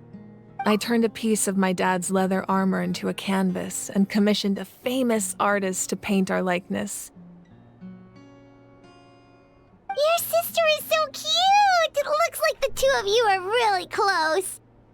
Paimon was having a hard time thinking of an Archon as an ordinary person, but seeing this portrait, it kind of makes sense now. It really doesn't look like there was anything special about you before. Oh, wait, is Paimon allowed to say that? A little late for that question, don't you think? Sorry! Paimon's so sorry! Paimon's mouth works faster than her brain sometimes! It's all right. I'd never get upset over something like that. No matter what others may say, my past is a precious part of my identity. I'm forever proud of the life I used to lead. Becoming the Archon doesn't mean you sever ties with your family. The position just comes with a lot of responsibilities, so it impacts how often you get to see them. My father made the most delicious stew, so my sister would often bring me a large pot of his cooking, and we would sit on a blanket and eat it together. One time, we didn't close the door securely, and the Saurians you were raising ran into the room and knocked over the entire pot. My sister immediately burst into tears. The two troublemakers were going for the meat, but when they saw my sister's distress, they froze on the spot.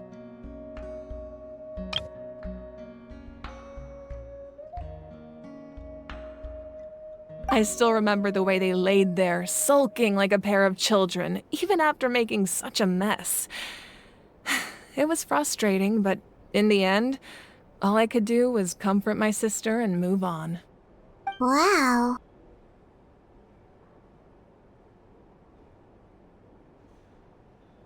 Isn't that what being a family is all about? I think about that story a lot, actually. As the Archon, I made a vow to defend this nation, and experiences like that, they remind me exactly what I'm trying to protect. Well, what happened after that? This portrait looks pretty old. Your sister must be all grown up by now, right? I believe she ended up working as an architect and artist. She built many houses and crafted many beautiful works of art. Anyway, that's enough about me. Now that the powder is settled, we can begin. Ian-san, Mulani, Chaska, over here, please. Place the ancient name up there, and then we'll begin.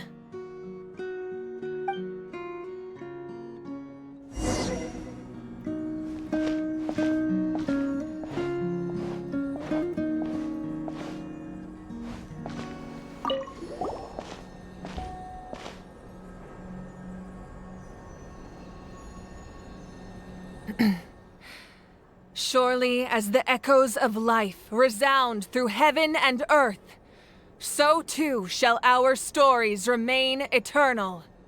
Ancient name, take us to your fated bearer. Allow her to answer our call.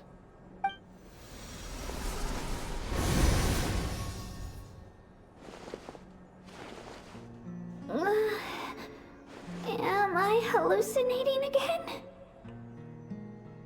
Kachina, are you okay? Huh? I'm not seeing things, am I? Is the Abyss playing tricks on me again? It's okay, Kachina. It's just us. We're trying to find a way to bring you back. Everyone, you have to listen to me.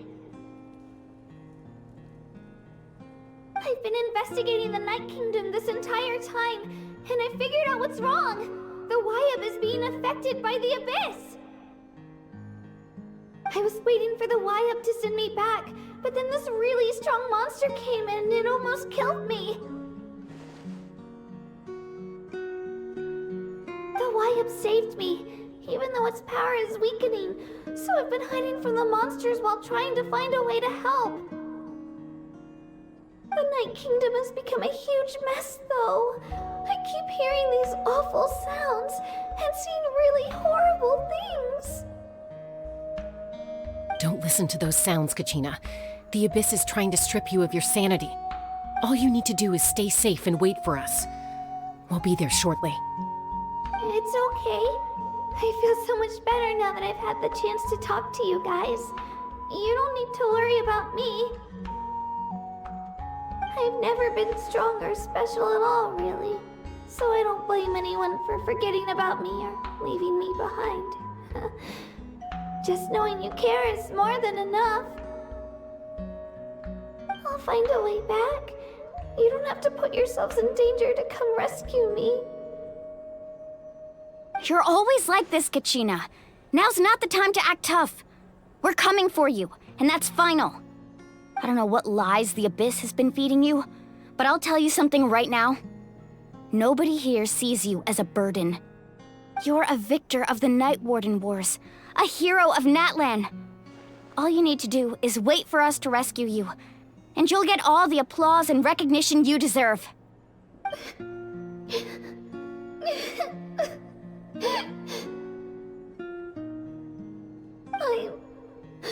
I'm really scared. Everything's so dark and creepy here. And I want to go home. Still, I don't want you to put yourselves in danger because of me. I don't want to hold anyone back ever again. All you need to do is place your trust in us, just like you always have. No one fights alone. We're not leaving you behind. Not ever. Yeah, we're so close, we can't call it quits now! Thank you. Be careful. Looks like we've lost contact. Now comes the most dangerous part. You have to traverse the Night Kingdom in your physical form. This entrance to the Night Kingdom was left behind after an abyssal invasion. Even a brief amount of time inside could expose you to corrosion. I know. I'm prepared for that possibility. All right, then I wish you all the best. I'll tell Koichi to be ready just in case. She's very experienced in dealing with abyssal corruption. That face you just made. Don't tell me you two got into another argument. No, I just feel bad for creating more work for her. I'll go with them too, Archon. The more people, the stronger the party. Thank you so much for your help, everyone. It really means a lot that you're willing to brave these dangers with me. And there's no time to lose, so let's get going. Now that I've lost my power, I won't be able to provide much practical support. But I can still keep an eye on the situation from here. Eon-san, I know it's unlikely, but if you encounter a situation you can't handle... That won't happen. I hope not.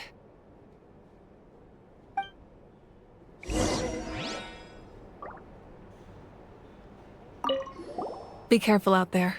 I'll observe the situation from here.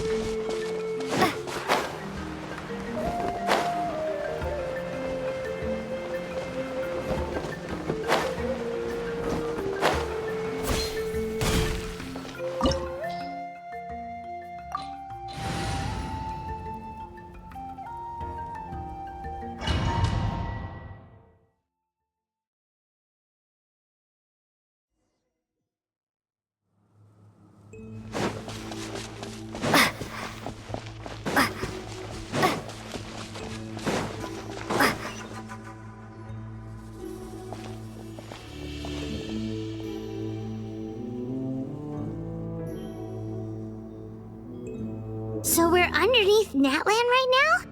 It looks nothing like Paimon was imagining. That's because in the distant past, Natlan was home to an incredibly advanced civilization ruled by dragons.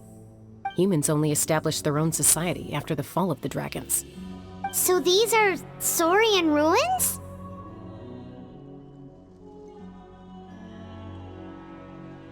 Wait, you mean like the elemental sovereigns? They had their own advanced civilization? Yes, a really long time ago. Very few records have survived until now, so no one really knows what the devices here are for. These ruins have been abandoned for a long time, but with the recent increase in Abyss activity, the installations around here have somehow been activated again. So what you're saying is, we're not in for an easy trip to the Night Kingdom. No. It's going to be obstacle after obstacle from here on out. Why are you all laughing like that? It's creeping Paimon out. It's the pre-adventure excitement kicking in, right guys? Of course. I'm eager to get started. Then let's go. We won't let anything stand in our way.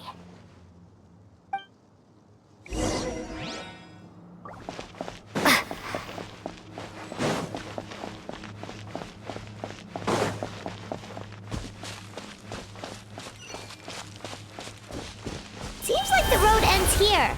How should we get across? As a professional trainer, I think you could stand to build up your endurance, Paimon. Professional trainer? Paimon thought you were a warrior from the Collective of Planning. Well, that goes without saying. But I actually work as a sports coach. I provide professional guidance for many of Natlan's popular sports. And I don't just mean physical training.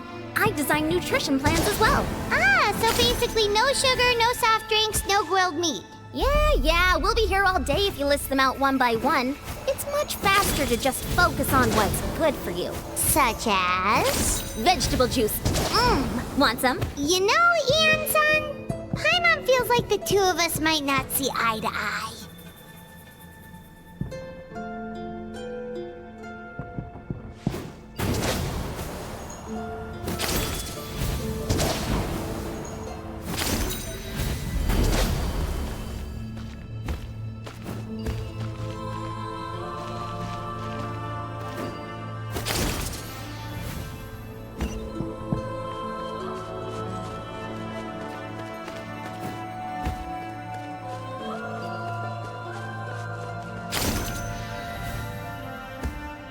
Those guys look familiar. We've fought them before. Let's go. Show no mercy.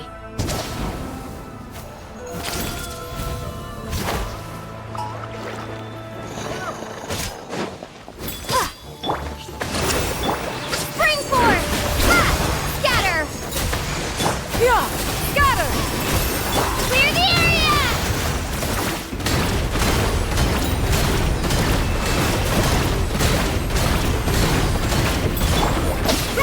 Make way for the Adeptus!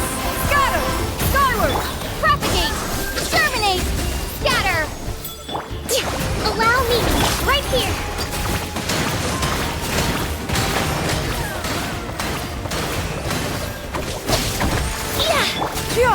Scatter! Skyward!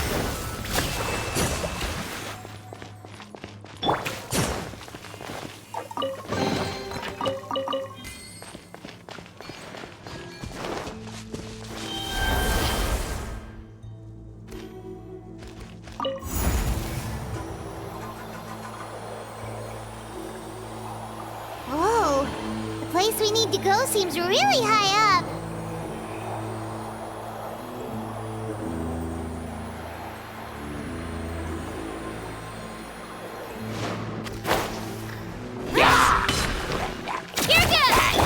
Rest and rebuild! Scatter! Propagate!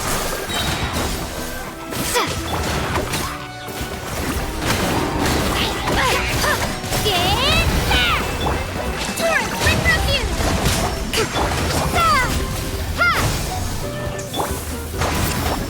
Hold the line! Scatter! Skyward! Let's go, Swirly!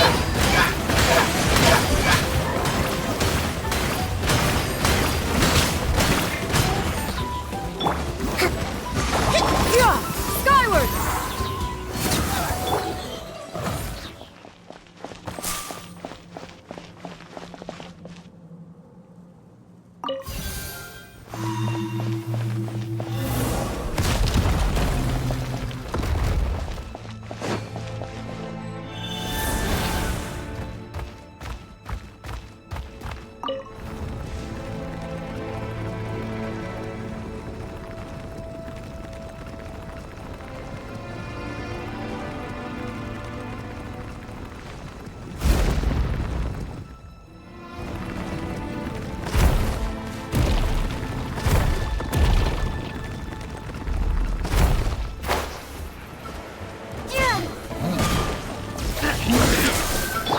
Rest and rebuild! Spring forth! Scatter! Stray cloud confirmed! Skyward! Scatter! Clear the area!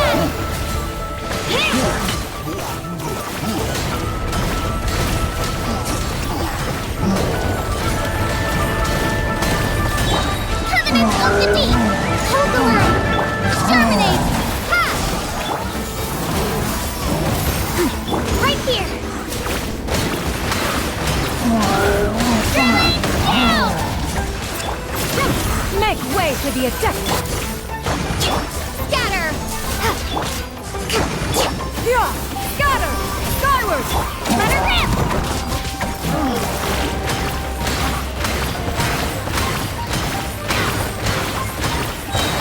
Propagate! Spring forth! Allow me! Ha! Scatter! Skyward! Clear the area!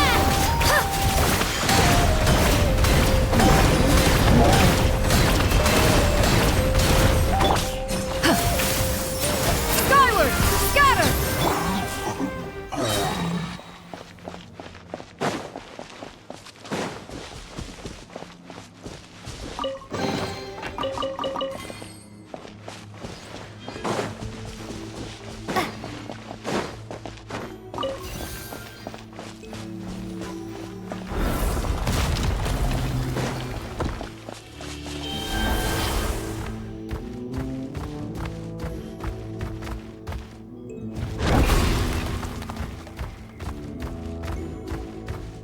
This is the final stretch. We just need to climb up, and we'll be there.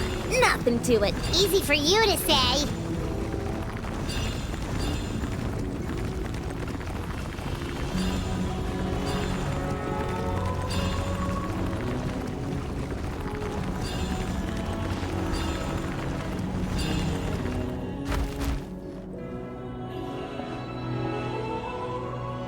This must be the entrance the Pyro Archon told us about. The one ripped open by the abyss. Yes. There's something in the depths of this place that feels familiar, yet also foreign. We actually have to go in there? Okay, Paimon just needs to psych herself up. Don't push her through before she's ready.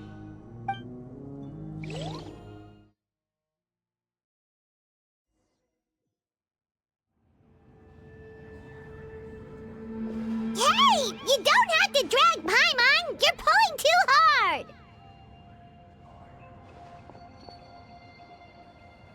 Looks like we made it. This is the Night Kingdom.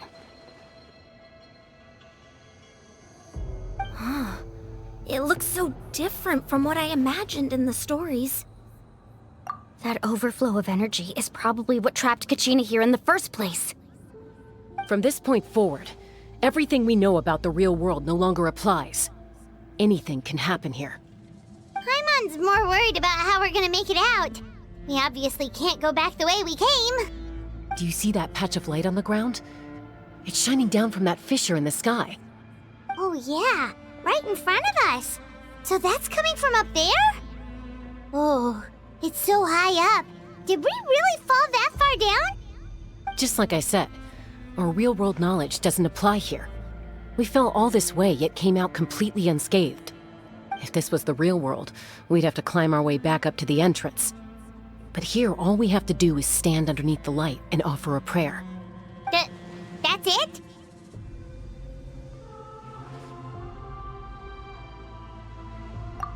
Right. We still got a job to do. So that means all we need to do is find Kachina and bring her to this location. Exactly. This light is streaming in from the real world.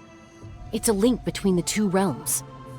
The terrain looks difficult to navigate, and the visibility's not great either. How are we supposed to find Kachina in these conditions? Yeah, these floating black things don't look super friendly either. Those are all manifestations of abyssal power. Be careful. Ghost! A talking ghost! Calm down, I'm here to help. You're the ones who helped Vichama, right? Yes, I'm Vichama's friend, Malko. I was completely lost to this realm until I sensed a mysterious power calling out to me. It's like it was seeking me out, attempting to reassemble the pieces of who I used to be. Of course, it could only do so much. I'm sorry I can only appear before you in this imperfect form. No, we should be the ones apologizing. If the Spirit Speaker Stone hadn't become corrupted by the Abyss, we could have done much more. But we had to destroy it. Otherwise, Vichama and his tribe would have been in danger. Of course. Thank you for protecting him. I never imagined that, even after all these years, he'd still take such a risk for me. Under the power of the stone, it felt like our souls were connected. Turns out even our regrets were exactly the same. Whether in triumph or death, you want your best friend by your side. Exactly. That may not be in the cards for us, but it's not too late for you. You're looking for a young girl from the Children of Echoes, right? She's being chased by an embodiment of abyssal power. I'd like to help her while I'm still in this form, so follow me. Be careful. This place has been severely corroded by the Abyss. Paimon didn't realize it had gotten this bad. It's like a seething volcano ready to engulf our world at any moment. Ouch! Quick, get back here! You can't go wandering. Stick close to me. My power will be able to ward off attacks for the time being.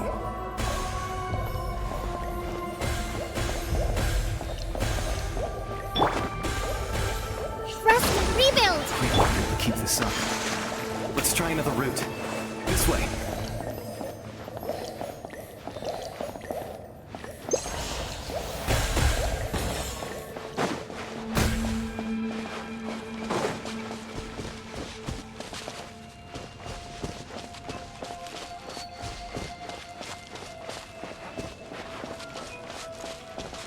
Not good. More monsters. We shouldn't waste our time on them.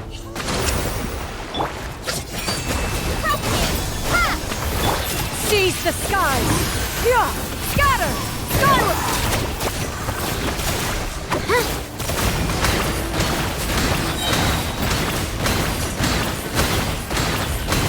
Get back!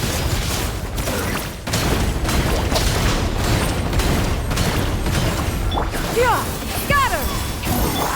Scatter! Propagate! Allow me! Germinate! Ha! Right here! Japan!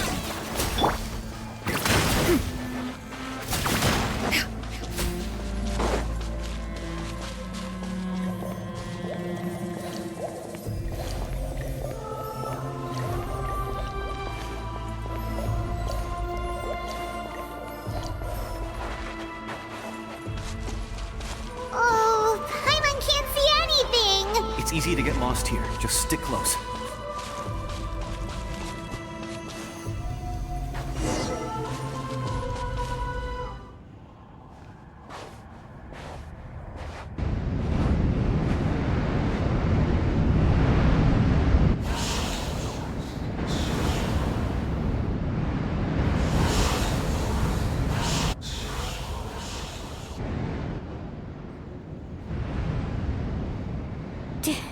Did you hear that? What? Never mind. It was probably just my imagination. Don't scare Paimon like that! I heard it too. It was a voice from the abyss. What did it say? Doesn't matter. It certainly doesn't harbor good intentions.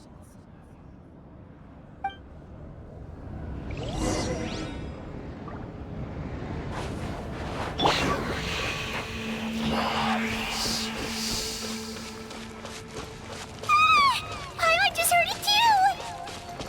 Let's keep going. Paimon wants to get out of this place!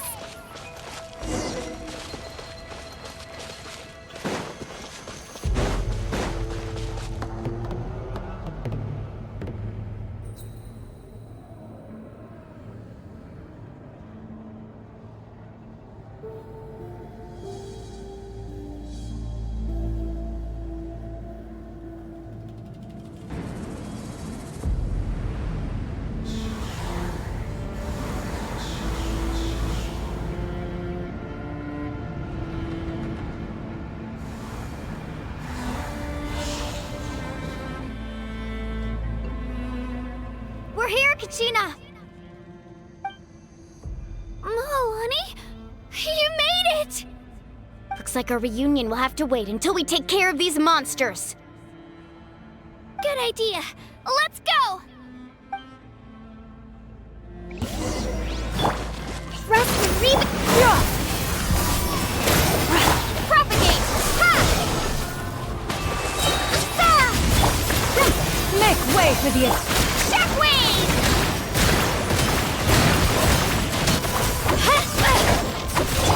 Billowing surge! Allow me! Propagate! You're here! You're finally here! Thank you so much! That monster can appear from anywhere! It almost caught me a bunch of times. The Wyap's power helped keep me hidden, so I just tried to stay out of sight until you got here.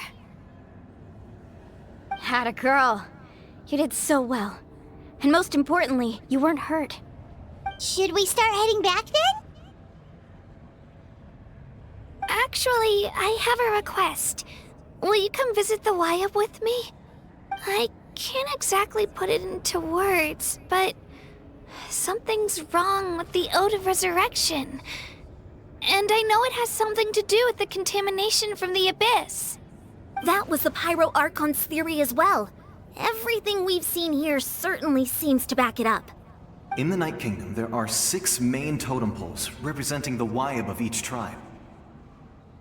You can think of them like the body of each Wyab. Additional totem poles, like the ones around here, serve as proxies to which the Wyab can extend their consciousness. There are countless proxies scattered around the Night Kingdom. Through them, the Wyab can extend their consciousness over the entire realm and track down souls no matter where they roam. But if a proxy were to become severely contaminated, then a soul could become lost within the Night Kingdom. Judging by the current situation, I don't think we're dealing with just one contaminated proxy. Even if we could drive back the abyssal power from one of them, that probably wouldn't even put a dent in the problem. Still, we can't just leave the Wyab to suffer. It's protected me this whole time. I agree. We might even manage to draw out the monster that's been hunting Kachina. Getting rid of the monster might slow down the deterioration of the Night Kingdom.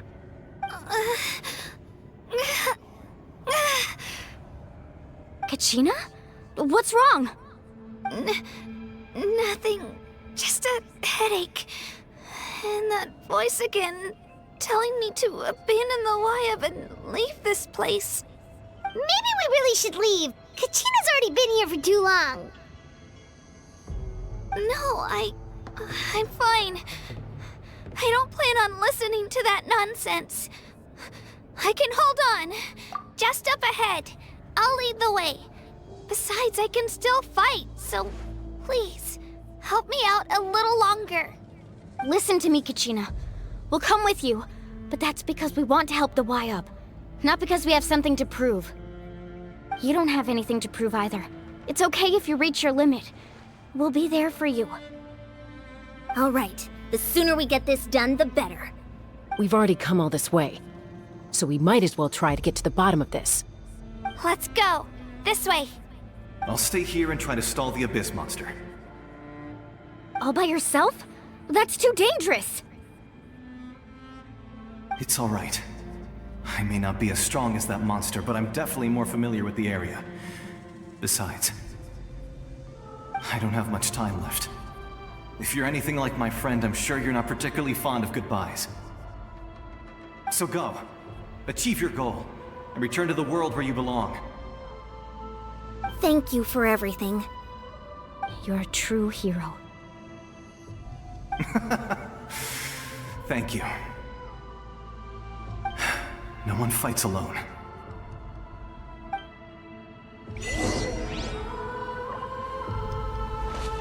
Does your head still hurt? Let me help you walk. I'm fine. You should know I'm made of stronger stuff than that.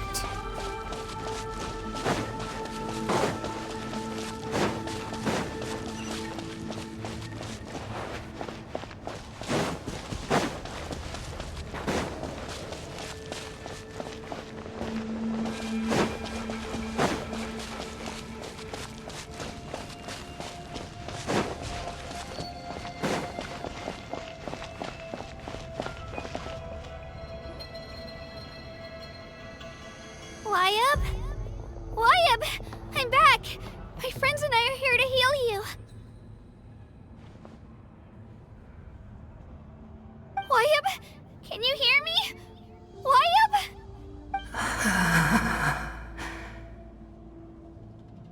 So we were right. The contamination is already too severe. It's preventing the Wyab from answering our calls. All right, get ready, everyone. Time to purge the abyssal energy from this place. Careful. We've got company. Already?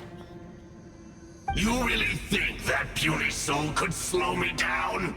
Courage in the face of futility is pure folly.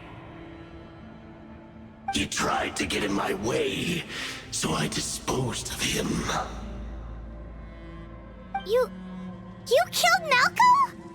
He would have dispersed with or without me.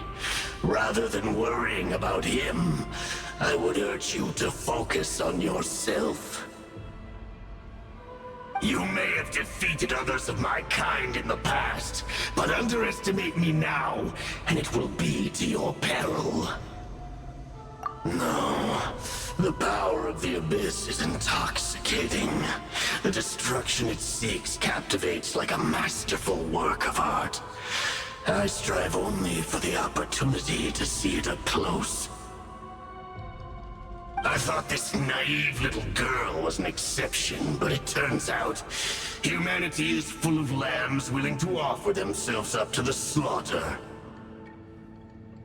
That is the tragedy of your short lives. You understand nothing of all-encompassing power. Ancient names, pride, friendship, all empty ideas invented to give you a false sense of self-worth. They possess no power at all. The Pyro Archon created those grandiose ideals out of pure selfishness. Anything to avoid sharing power. Anything to avoid handing over the primordial gift to ordinary people like you.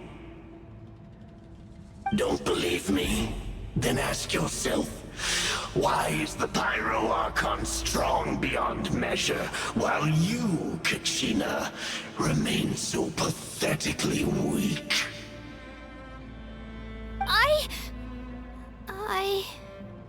Kachina! Give me your hand.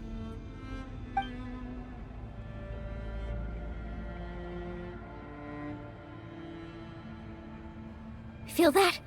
I'm right here next to you. Thanks, Moalani. You're right. I have nothing to fear. Because I'm not alone anymore. You're right. Maybe comforting ideals don't have any power. But you also couldn't be more wrong. You've never had to work for your own strength, so you will never understand the true source of our power. What? The courage we have to stand before you and not back down? It comes from our friendship.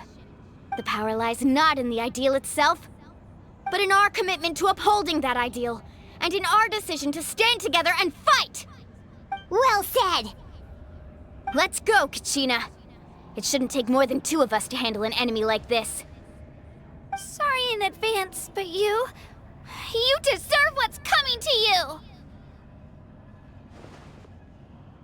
There aren't many in Natlan who can beat us when we're together. It's time he got a taste of that kind of power. From the ashes to this world anew. Catch an epic wave! Whoosh! Carving waves! Amazing! Surf's up! How bright! Clear the area! Woohoo! Amazing!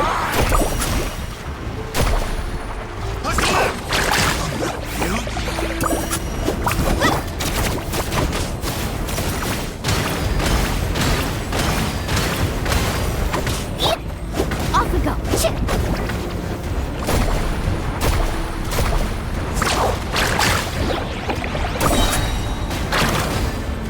Let's shred, Sharky! This world is all ready. We won! We actually won!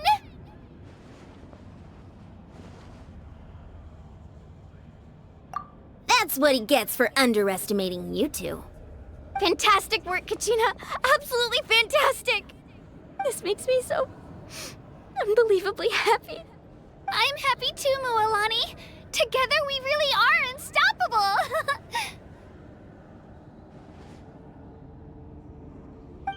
Huh? What's happening?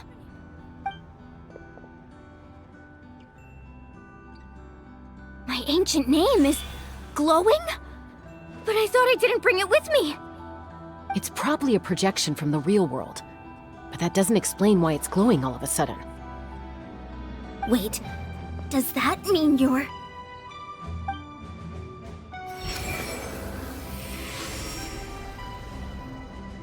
That was a bold move, diving headfirst into the fire to save your friend, especially in a place so overrun with abyssal corruption. Still, seeing you pull it off was really something. Everything you said was exactly right. As isolated individuals, we stand no chance against the power of the Abyss. It took years' worth of scars and lots of unnecessary suffering for me to understand that for myself. The Pyro Archon's plan will unite us as one. Everyone has a part to play. Only then will we have the power to defeat the strongest of foes. Who are you? Tupac, a warrior from the people of the Springs. I fought against the Abyss during the invasion 500 years ago. I've heard that name before. You were the giant who saved all of Natlan. Since you were able to awaken my words from your ancient name, that means you have fully embodied the aspirations of the Wayub. Under the name Umoja, you shall unite the tribes and save Natlan from its impending doom. Me? As long as blood still runs through your veins, even the tiniest spark of steel against stone can ignite a flame. Its blaze will become one with our vision for Natlan. Even amid everlasting darkness, our bonds remain eternal.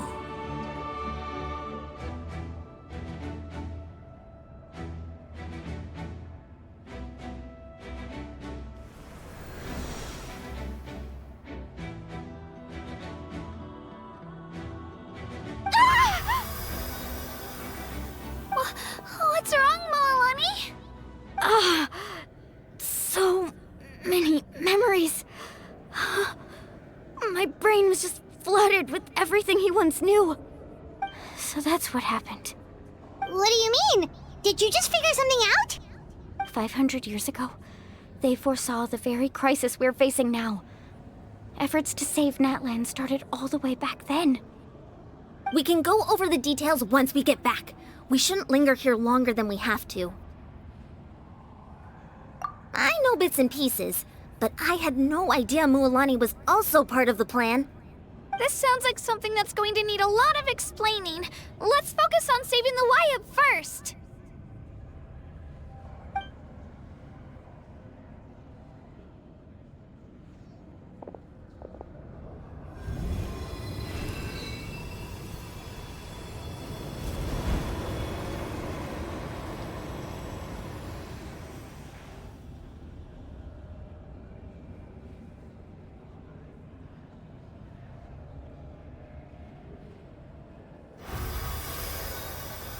Okay, that should be enough. Wayub? Wayub? Can you hear me?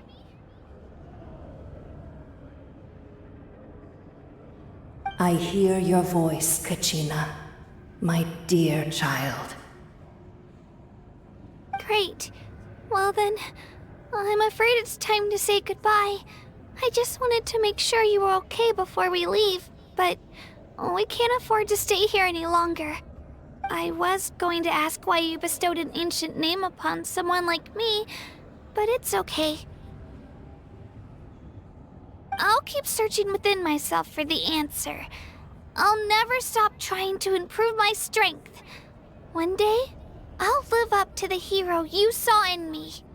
You are already an outstanding child in my eyes, Kachina. No matter what happens. Huh? You are all my most beloved children. It has always been my honor to protect and nurture you. Your ancient name is just that. A name. Much like your parents chose to name you Kachina, I also gave you a name, but it need not define you. Focus on who you want to be. You are already worthy of your name. Now, you need only devote yourself to becoming a better you. The story of your ancient name is for you to continue. Just like your parents, my love for you will never change. No matter what the future holds.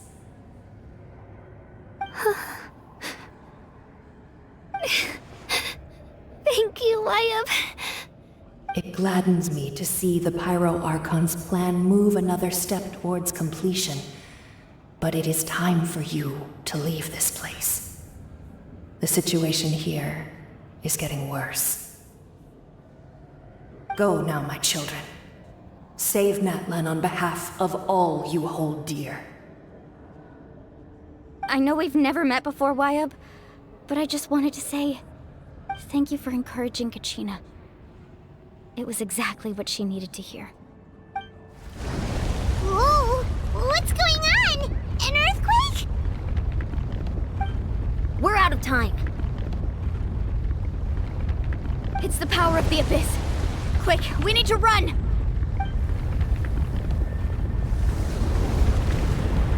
It's a Seelie! The Seelie opened the way for us!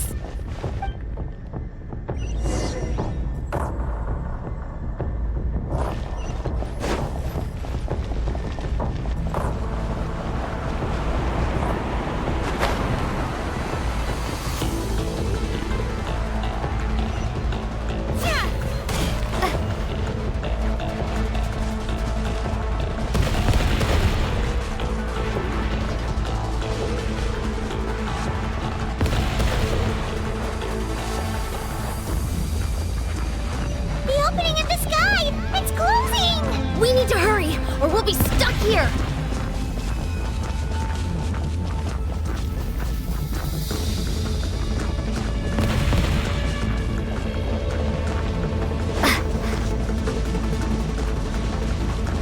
Watch out for the falling rocks! Quick, through the middle!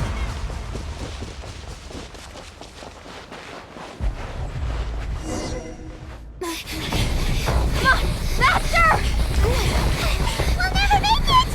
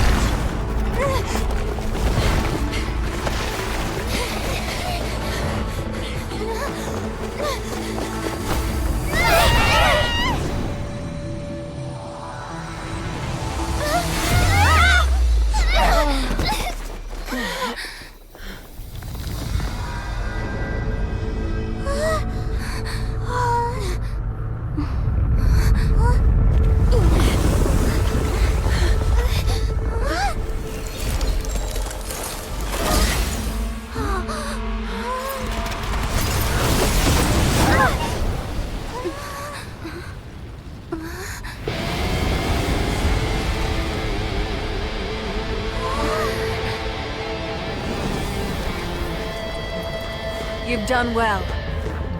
Now come home.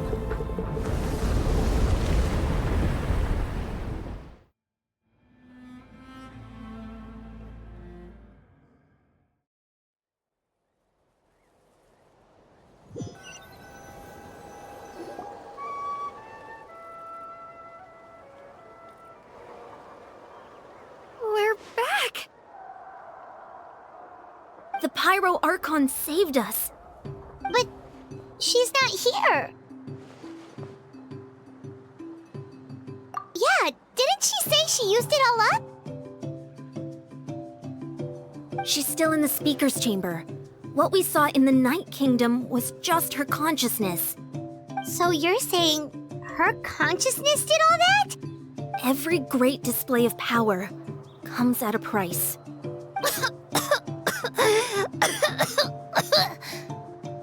You must feel terrible, Kachina.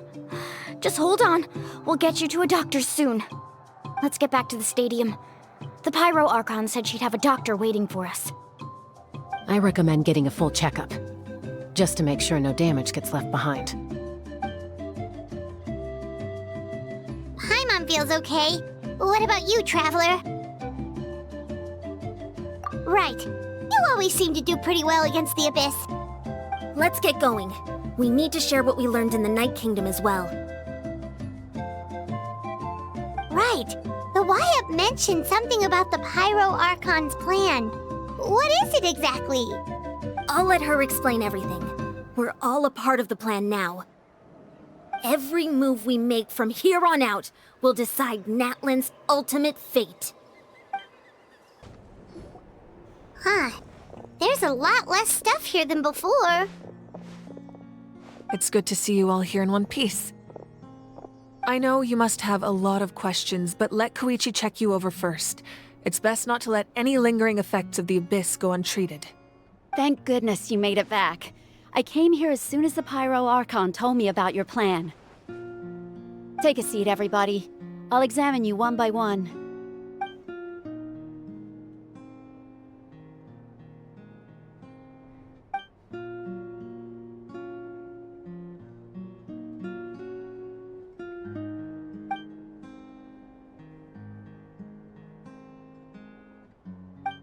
All right, that should do it for now. But just to be safe, I'll perform another checkup in a couple of days. I have to say, though, I've never seen anyone react to the Abyss like you, Traveler. It's like you're completely immune to its power. She's always been special like that. She can even purify its power. Wait, now that you mention it, Paimon doesn't think she's affected either. Given the current situation, that ability will likely play a great role in the events to come. Of course. I still have patients to see, so I'll head out.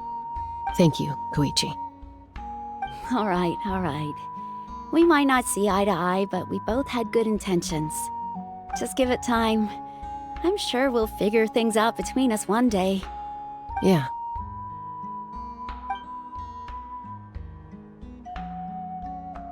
All right. There's so much to discuss, I don't even know where to begin. You've seen it for yourselves now. The devastation in the Night Kingdom. I'll get straight to the point. Natlan is on the verge of destruction. It's very possible our nation has less than a year before total devastation. Huh? No. That can't be true, can it? That's right. But I've only ever disclosed that fact to the handful of people working with me to save this nation. Our looming destruction is not a recent development, but the inevitable conclusion of the disaster the Abyss initiated 500 years ago. Mualani told us a little bit about that. 500 years ago, all the nations of Teyvat were invaded by the Abyss. Unlike the other nations, Natlan never had stable and deep-rooted ley lines, so we suffered the worst of the invasion. The battle against the Abyss was exceedingly long and brutal. In the end, victory came at the cost of our civilization and countless lives.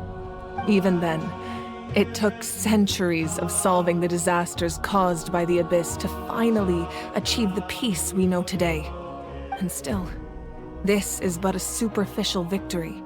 The forces of the Abyss have merely been driven back underground.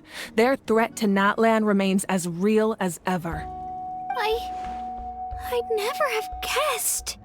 The problems plaguing the Night Kingdom are all the more complicated because that realm is essentially functioning as Natlan's ley lines. Immediately after the war, our calculations estimated that we would have a maximum of 500 years before the Night Kingdom was completely lost to the Abyss. But at that time, we were a nation of the destitute. Our people no longer believed in victory, nor did they hold hope for the future. Our civilization was dying, our faith crumbling, and the line of power passed down from the Wyatt nearly severed. If we didn't bring the nation back together, it would be foolish to even dream of defeating the Abyss in the future. So, the Archon had a long and involved discussion with the heroes of each tribe, and finally came up with a 500-year-long plan to save Natlan. So that's what happened. After finding Kachina, I encountered a strange figure who gave me a series of new memories. Since the plan was mentioned in those memories, I guess I've been chosen to play an important role in it. But there's still something I don't understand. Those memories showed me the Pyro Archon from back then. And it was you. Huh? doesn't make any sense. The Pyro Archon is supposed to be human. It's impossible for a human to live that long. That's right. The hardest thing for humans to overcome has always been time, or rather, the natural limitations of our lifespan. A god can extend a human's life by using a certain amount of divine power, or subjecting them to a curse.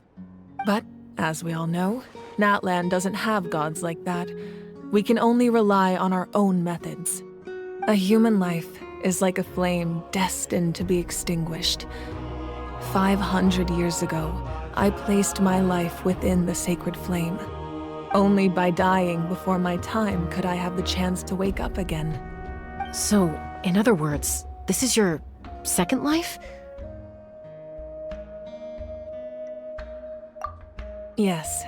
We only managed to defeat the Abyss all those years ago because the tribes came together as one.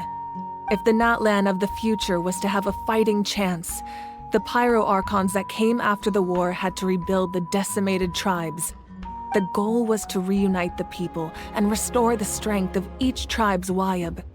Once a tribe was back to its full strength, the tribe's Wayab would select a hero, indicating the tribe was once again ready for war. The Chosen would then stand by my side in defense of our nation, just like great heroes of old 500 years ago. So that means I'm one of the Chosen? That's right. You bear the ancient name Umoja, the same one held by the hero from your tribe 500 years ago. It means unity. After your adventure in the Night Kingdom, I trust you've come to fully understand the meaning of that name. So in other words, you always knew who the Wayab were going to pick from each tribe? Yes. According to the plan, each tribe was supposed to have been fully restored by the time I awoke. But something went wrong along the way. The 6 heroes successfully inherited the ancient names from 500 years ago, but the intel regarding the plan wasn't passed on to them. Once again, it comes down to the deterioration of the Night Kingdom. Communication between the Sacred Flame and the Wayab has been blocked. Just like how the Ode of Resurrection failed to bring Kachina back. Exactly. It's just another tactic the Abyss is using against us. The Abyss may not possess intelligence, but its methods certainly aren't easy to counter. If we want to unblock that information from being passed on, my presence alone isn't enough. The ancient name-bearer must establish a greater connection to their name. So, I've tried my best to help them from the sidelines. Currently, Shalonin of the Children of Echoes, Kinich of the Scions of the Canopy, and Iansan of the Collective of Plenty have all been acknowledged by their names. During your adventure, you too earned the acknowledgement of your Wayab, Mualani. In the process, you gained the memories stored within your name. Well, we have less than a year! Yes, but we have no choice. We cannot start the plan until all the heroes have been gathered. That's also why I haven't been able to take action despite the urgency of the situation. But if you knew this whole time, why didn't you just tell me about my role in all this? Wouldn't that make everything go a lot faster? Perhaps, but the opposite could also be true. Knowing your destiny too early could mean failing to realize your full potential. Just like your determination to save Kachina, I hope your commitment to this endeavor comes from your own strength of will, rather than a sense of obligation. So I suppose you're not going to tell us who the final 2 heroes are then? That's right. Their time is yet to come. Putting pressure on them beforehand will only hinder their development. I can only trust in the judgment of the Wayab. I have never believed I could solve this crisis alone. In fact, it was precisely because I chose to trust and rely on others that we managed to get this far. Natlan's salvation lies not in its Archon or any singular individual, but in us all. You're quite perceptive, aren't you? I thought I might get away with avoiding the topic. Huh? Oh, right! All of the stuff you stored here before, where did it all go? Even though I sacrificed my power, I still needed a contingency plan to ensure you would make it back from the Night Kingdom. After all, I was the one who allowed you to take that risk, and Mualani has an important role to play in my plan. In addition to their sentimental value, the items I stored here held a much more important purpose: fuel. Fuel? Ah, so back then, that's why you... Yes. The stories embodied by those items are certainly important, but there's an even more significant trait they all share. Every item belonged to a hero of Natlan. Over time, they became imbued with a certain amount of contending fire from being carried in battle. On their own, each item's power is limited, but together, their combined effect can prove quite useful in a dire situation. By burning those items, I was able to activate the contending fire stored within them to open the boundary between the two worlds. It was a rather crude approach, so all their power was depleted in an instant, as you can see. But weren't they all precious treasures? What about their stories? That's exactly why I dragged you all here. No matter what, I never wanted the Pyro Archon to have to use that power. Oh, I'm so sorry. You have nothing to be sorry for. You all deserve my thanks, actually. If you hadn't saved the totem pole, that area of the Night Kingdom would have been forever lost to the Abyss. And then, it would only be a matter of time before the Children of Echoes was met with disaster. Besides, when those heroes entrusted their belongings to me, or the Pyro Archon of their time, it was out of a desire to contribute to Natlan's survival. If they knew those items helped save the present-day heroes of Natlan, they would not mourn their loss. Even when you put it that way, I still feel bad. There's no need. Remember what I told you about time? The people and the events of the past are never truly lost to us. We simply carry them with us in a different form. In that sense, we didn't lose anything at all. If you still have regrets, let them fuel your resolve in the battles to come. Your deeds will become new legends and nurture new forms of power just like the items once stored here. Well, we'd still like to return the favor. Well, if that's the case, just treat me to a drink sometime. Now that Kachina has returned, we can finally hold the victory feast and celebrate your team's triumph in the Night Warden Wars. And we could all use the rest, that's for sure. Plus, you'll be able to silence everyone who doubted you once and for all, Kachina. Still, now that I know the danger we're facing, having a victory feast doesn't feel right. Try not to let it get to you. It's important to stay calm. Worrying about it will only affect your judgment. All right, you should head out. I'll join you in a bit.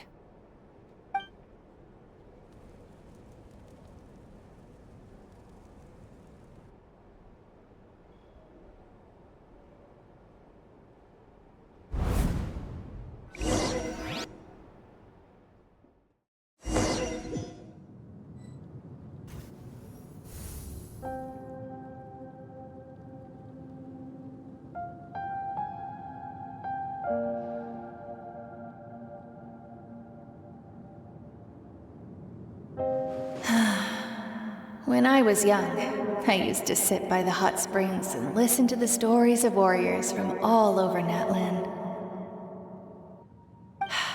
They attract people from all walks of life. Friends come easy here, no matter what tribe you're from. The people of the springs have never claimed the hot springs as their own private property. They are there to bring all hot spring buddies together. It's been really nice, seeing the children of my tribe get older. It's helped me gradually understand the true value of the springs. I've witnessed their energy, their determination, their absolute passion for life. Even when they cause trouble, I never managed to hold on to my anger for long. It's unbelievable how quickly they worm their way back into my good graces. I'm certain Mualani will become a great warrior when she grows up. She possesses infinite potential. I can see it. One day, when I'm no longer in fighting form, I'll come here and tell stories to all the children. just like those warriors did for me. So, you better get busy, Pyro Archon, or I'll end up running out of stories.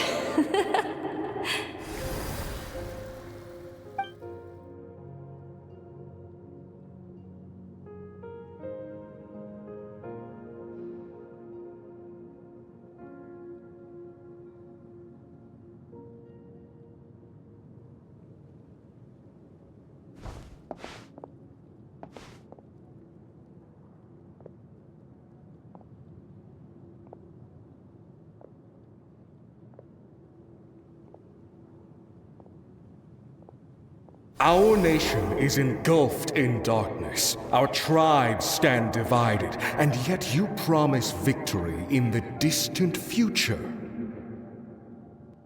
The Abyss is a cunning enemy, one that I faced in battle many times. Were that not the case, I would never understand exercising this degree of caution. My rage will never know absolution, and my power will no longer aid you in victory. But you came to me because you knew you could convince me with just a single sentence. I understand your choice. The heroes of today will forge the path ahead with blood and fire. Just remember to earn us the victory we are owed. Otherwise, rest assured, I'll find a way to collect the debt. For Natlan.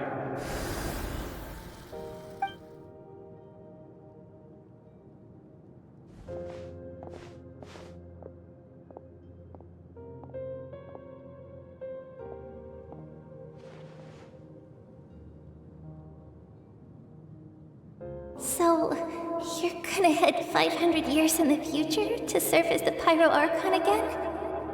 But what about the you from right now? You're just gonna die? You can't ask her those questions and expect her to answer, my dear. The decision is hers to make, and she deserves our support. We will do everything we can to rebuild the tribes. Don't you worry. Even across time, we will all do our part to fight for Natlan's future. Yeah, Mom's right. We'll always believe in you, sis. Oh, seriously though, Dad should be here. Where is he?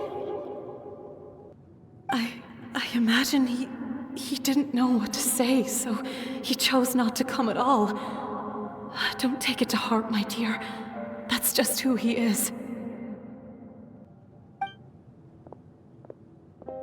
Just remember, no matter what happens in the future, we will always love you.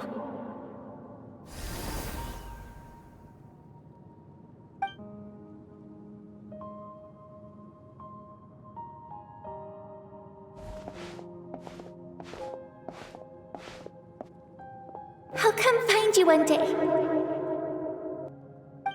I know I can't live that long, but I'll think of something. There has to be a way for us to meet again one day. If there's an answer out there somewhere, I'm gonna find it. So, don't forget about me.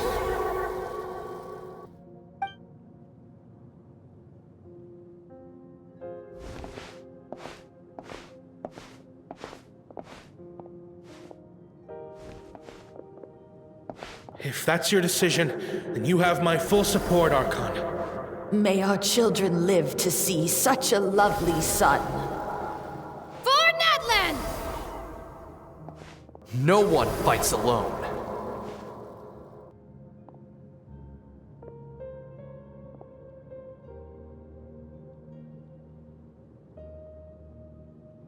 The rules are my legacy. They shall grant us the strength to overcome the next tragedy. War forged the 6 tribes, taught us how to fight, instilled in us what it means to love. Who will be the one to bring this to an end.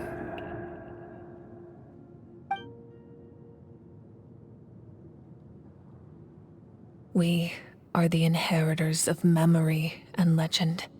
Those who grew alongside sun and wind. Those who forged our own destiny and future. That is Natlan's fire. The lifeblood of our nation. Hey, Koichi! You here for the victory feast too? Oh, no. I knew Chaska would be here, so I just came to deliver some medicine. I was about to leave, actually. It's not that I don't want to celebrate Kachina and the others. I'm so glad she made it back. It's just... well, I'll make things awkward if I'm around my sister right now. Ah, well, you two had a fight, so Paimon can understand. She didn't cause any trouble during your trip, right? Yeah, she was super helpful. She gave us a lot of useful information about the Abyss. That's good. That's all I needed to know. Is there a reason you asked? You were pretty outspoken when we first met, but now it's like you're holding something back.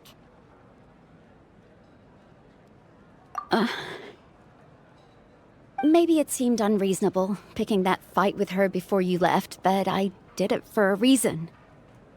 Her impulse to fight is extremely strong. Her mental strength helps her rein it in, but she still loses control sometimes. I had no idea what you might face in the Night Kingdom, so I didn't want to take any chances. So what you're saying is... Okay, so maybe it sounds a little stupid, but it works pretty well. It helps her keep her cool for a little while, at least. Anyway, I'm just glad you were able to make it back safe and sound. That's all I wanted. But do you really have to go that far? Can't you just talk it out? No way. Chaska never opens up about her own pain, especially to her family. She can't learn about this, or it'll be even harder to help her.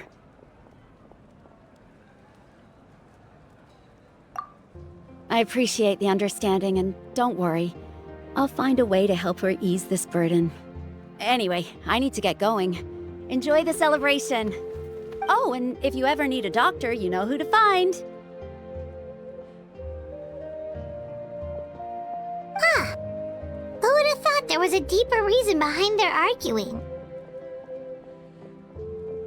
In the end, it's all the Abyss's fault. Paimon's had enough of them.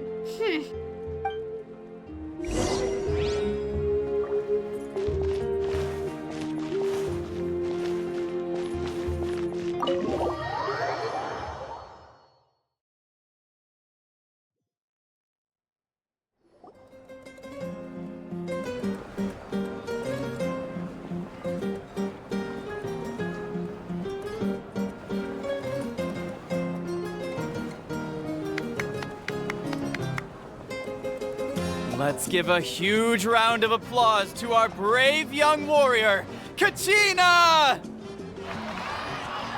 Woohoo! Well done, Kachina. Thank you, everyone. I'm so glad I finally made it. I always knew you could do it. With so much potential at your age, you have a great future ahead of you. You're one to talk. Don't think I didn't know you were the first person to abandon your team. I'll be dealing with you when we get back. I had no choice. My friend invited me. I couldn't just say no. Oh, really?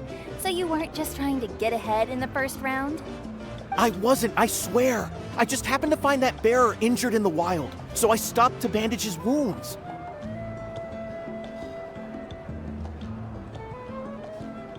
When he insisted on repaying the favor, what was I supposed to do?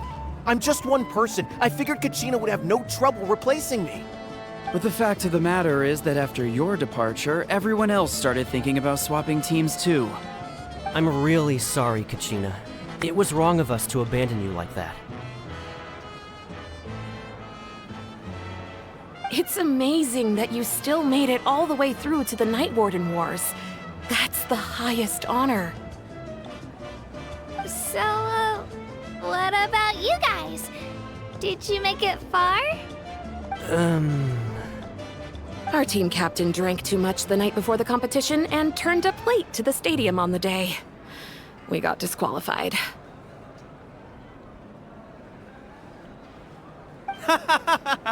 Serves you all right. No sympathy for me. Alright. There's no need to be like that, Uncle Pakal. Dear friends, I'd like to say a few words. Firstly, I'm grateful to my friends and our great Archon for helping to bring me back.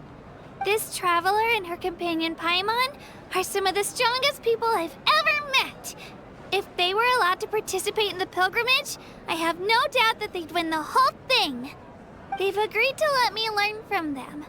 With their help, I believe I can become even stronger still.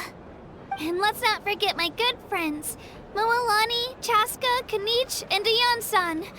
They all helped the Traveler and Paimon figure out a way to bring me back from the Night Kingdom. They too deserve to be called our heroes, so please give another round of applause for them. Thank you so much! Well said! I'll drink to that. How does it feel being a hero, Kachina? To be honest, it's a bit overwhelming. It all just feels so surreal. Well, you better get used to it. Next up, undefeated champion! Hey, please don't make fun of me.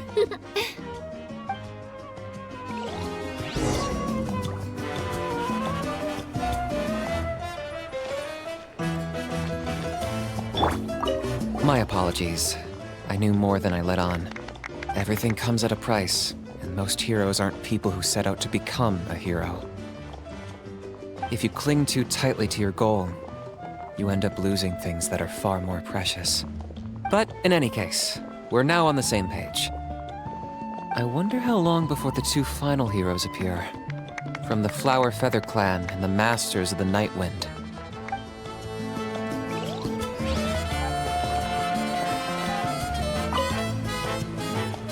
At previous victory feasts, you'd always find me in the crowd singing and dancing. But after what I found out today, it's too much. I'm still trying to process it. It does feel weird seeing you so out of sorts.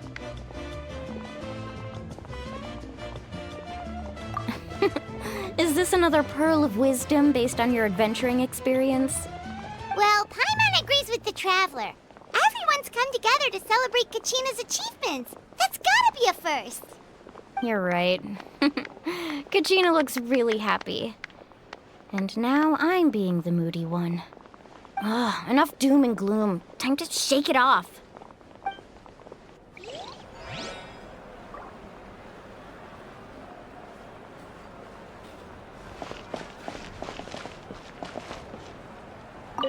It cost us a lot, but we got Kachina back safely, and that's what matters. There'll be even tougher challenges coming our way in the days ahead, though. We'll have to train harder, make sure we're in peak condition.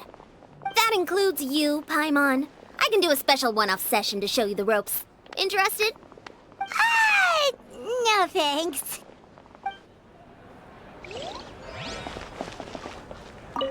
It's rare to meet travelers as strong and brave as yourselves. I raise my glass to you. Anyway, my sister's already gone back to our tribe. She has patients to treat. Oh, we actually ran into her on the way here and, well, Paimon just thinks she really cares about you. Yeah, I'm planning on visiting home myself in a few days. To tell her and the rest of the family that they need to be extra careful. I just hope they take it seriously. The Abyss has likely sensed your arrival in Natlan by now. So exercise caution on your adventures as well.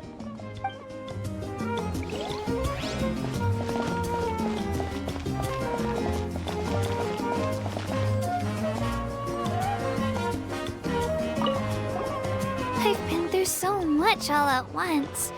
Everything still kind of feels like a dream. Are you still feeling unwell? Nope, all better now.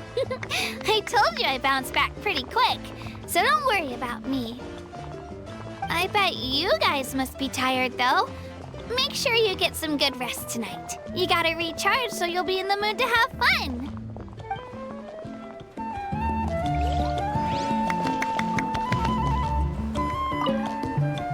All right, Kachina, let's party! I'm a little embarrassed. Don't be. Come on, you're the star of the show today.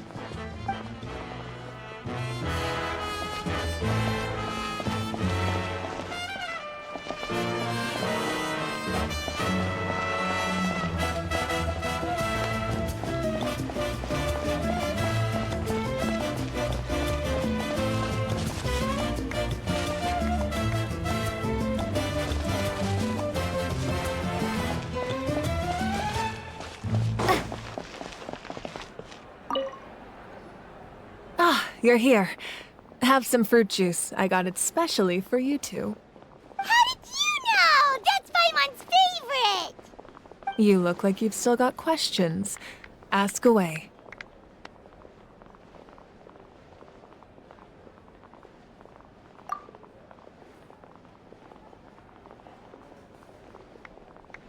Because they had their own lives to live.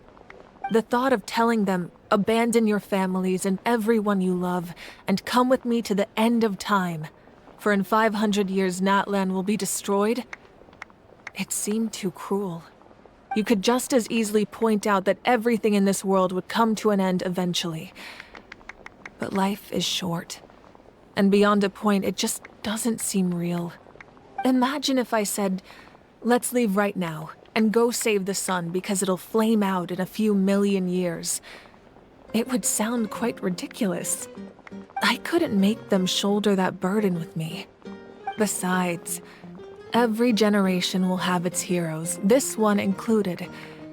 The plan could still work without them. Or, of course, without me. But since I was the one who came up with the plan, I felt duty-bound to see it through to the end. Paimon's suddenly remembering that portrait in your room. Was that your family from back then? Yes, it was. So when you asked me who my sister grew up to be, the truth is that very little information survives. From what I've been able to piece together, I can conclude with a reasonable degree of confidence that she ended up as an architect and artist. She played an instrumental role in rebuilding the scions of the Canopy tribe, designing and building many houses. But of course, none of her buildings are around anymore. Still, it was an impressive achievement, and I'm very proud of her. You feel loss keenly. It seems to stir up feelings of regret in you. But this is something I have long since come to terms with. This is a war, and there can be no war without loss. I am already far more fortunate than those who lost their lives to the Abyss. The people of Natlan look to me as their Archon, and the weight of their expectations is mine to bear. I must see our fate through to the very end, no matter what I may find there.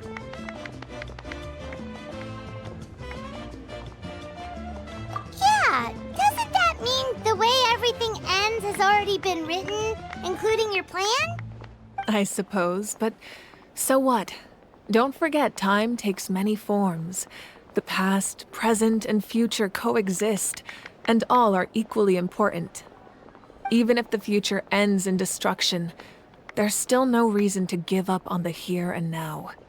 And it's precisely because we humans cannot know our fate that we will never give up on our struggle. This is a pivotal moment. We are still 2 heroes short. Well, 3 to be precise. There's one further hero who I'm hoping to get on my side, whatever it takes. Your resistance to the corrupting power of the Abyss is truly remarkable.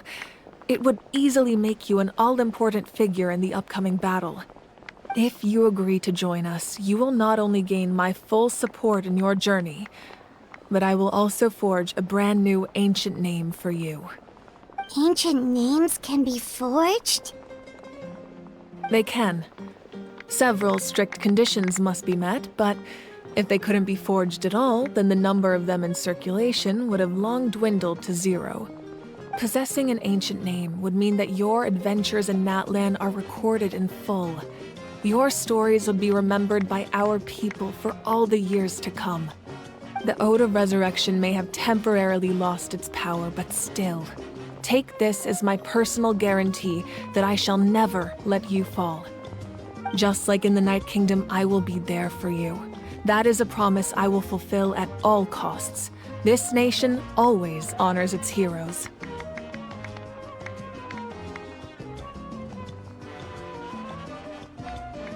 Yeah, we can't just ignore the situation here. Wonderful. Then I'll reach out to Shilonen right away. She's the one who will forge the name. We've never forged an ancient name for an Outlander before, but I trust she'll find a way.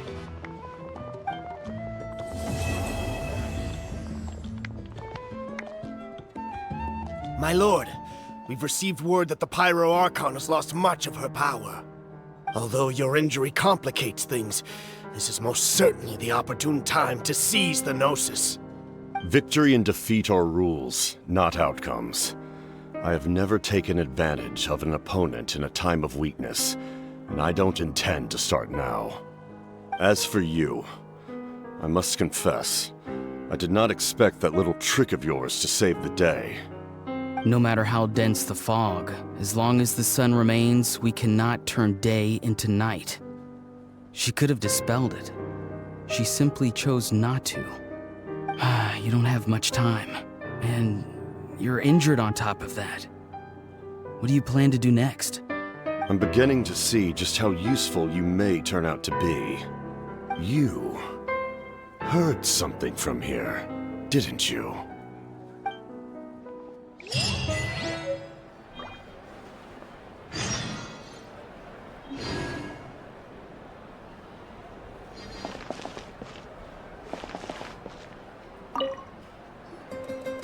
Oh, something else you'd like to ask? Well, our intel suggests he hasn't made any new movements yet. Although Kenichi's investigation helped us confirm that he's being aided by someone from the Masters of the Nightwind.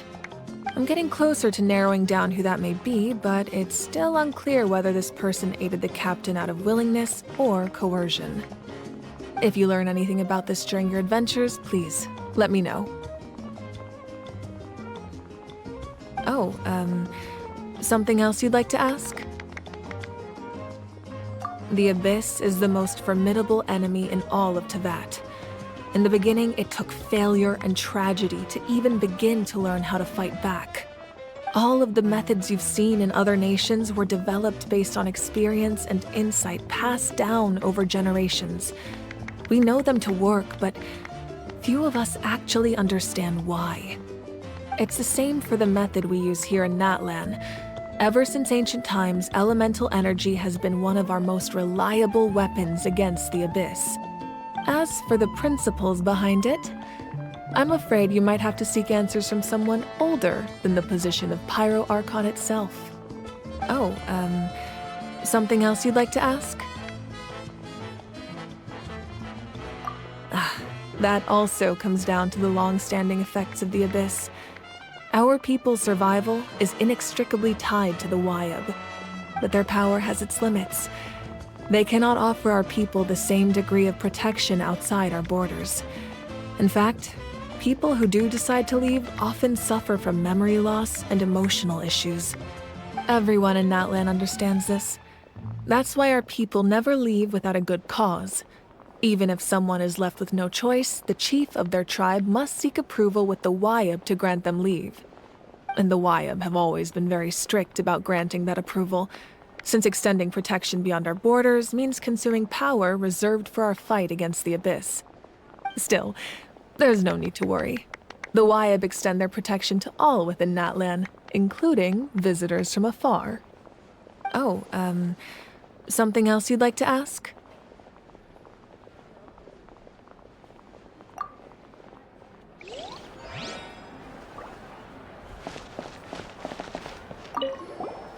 My apologies. I knew more than I let on. Everything comes at a price, and most heroes aren't people who set out to become a hero. If you cling too tightly to your goal, you end up losing things that are far more precious. But in any case, we're now on the same page. I wonder how long before the two final heroes appear. From the Flower Feather clan and the Masters of the Night Wind.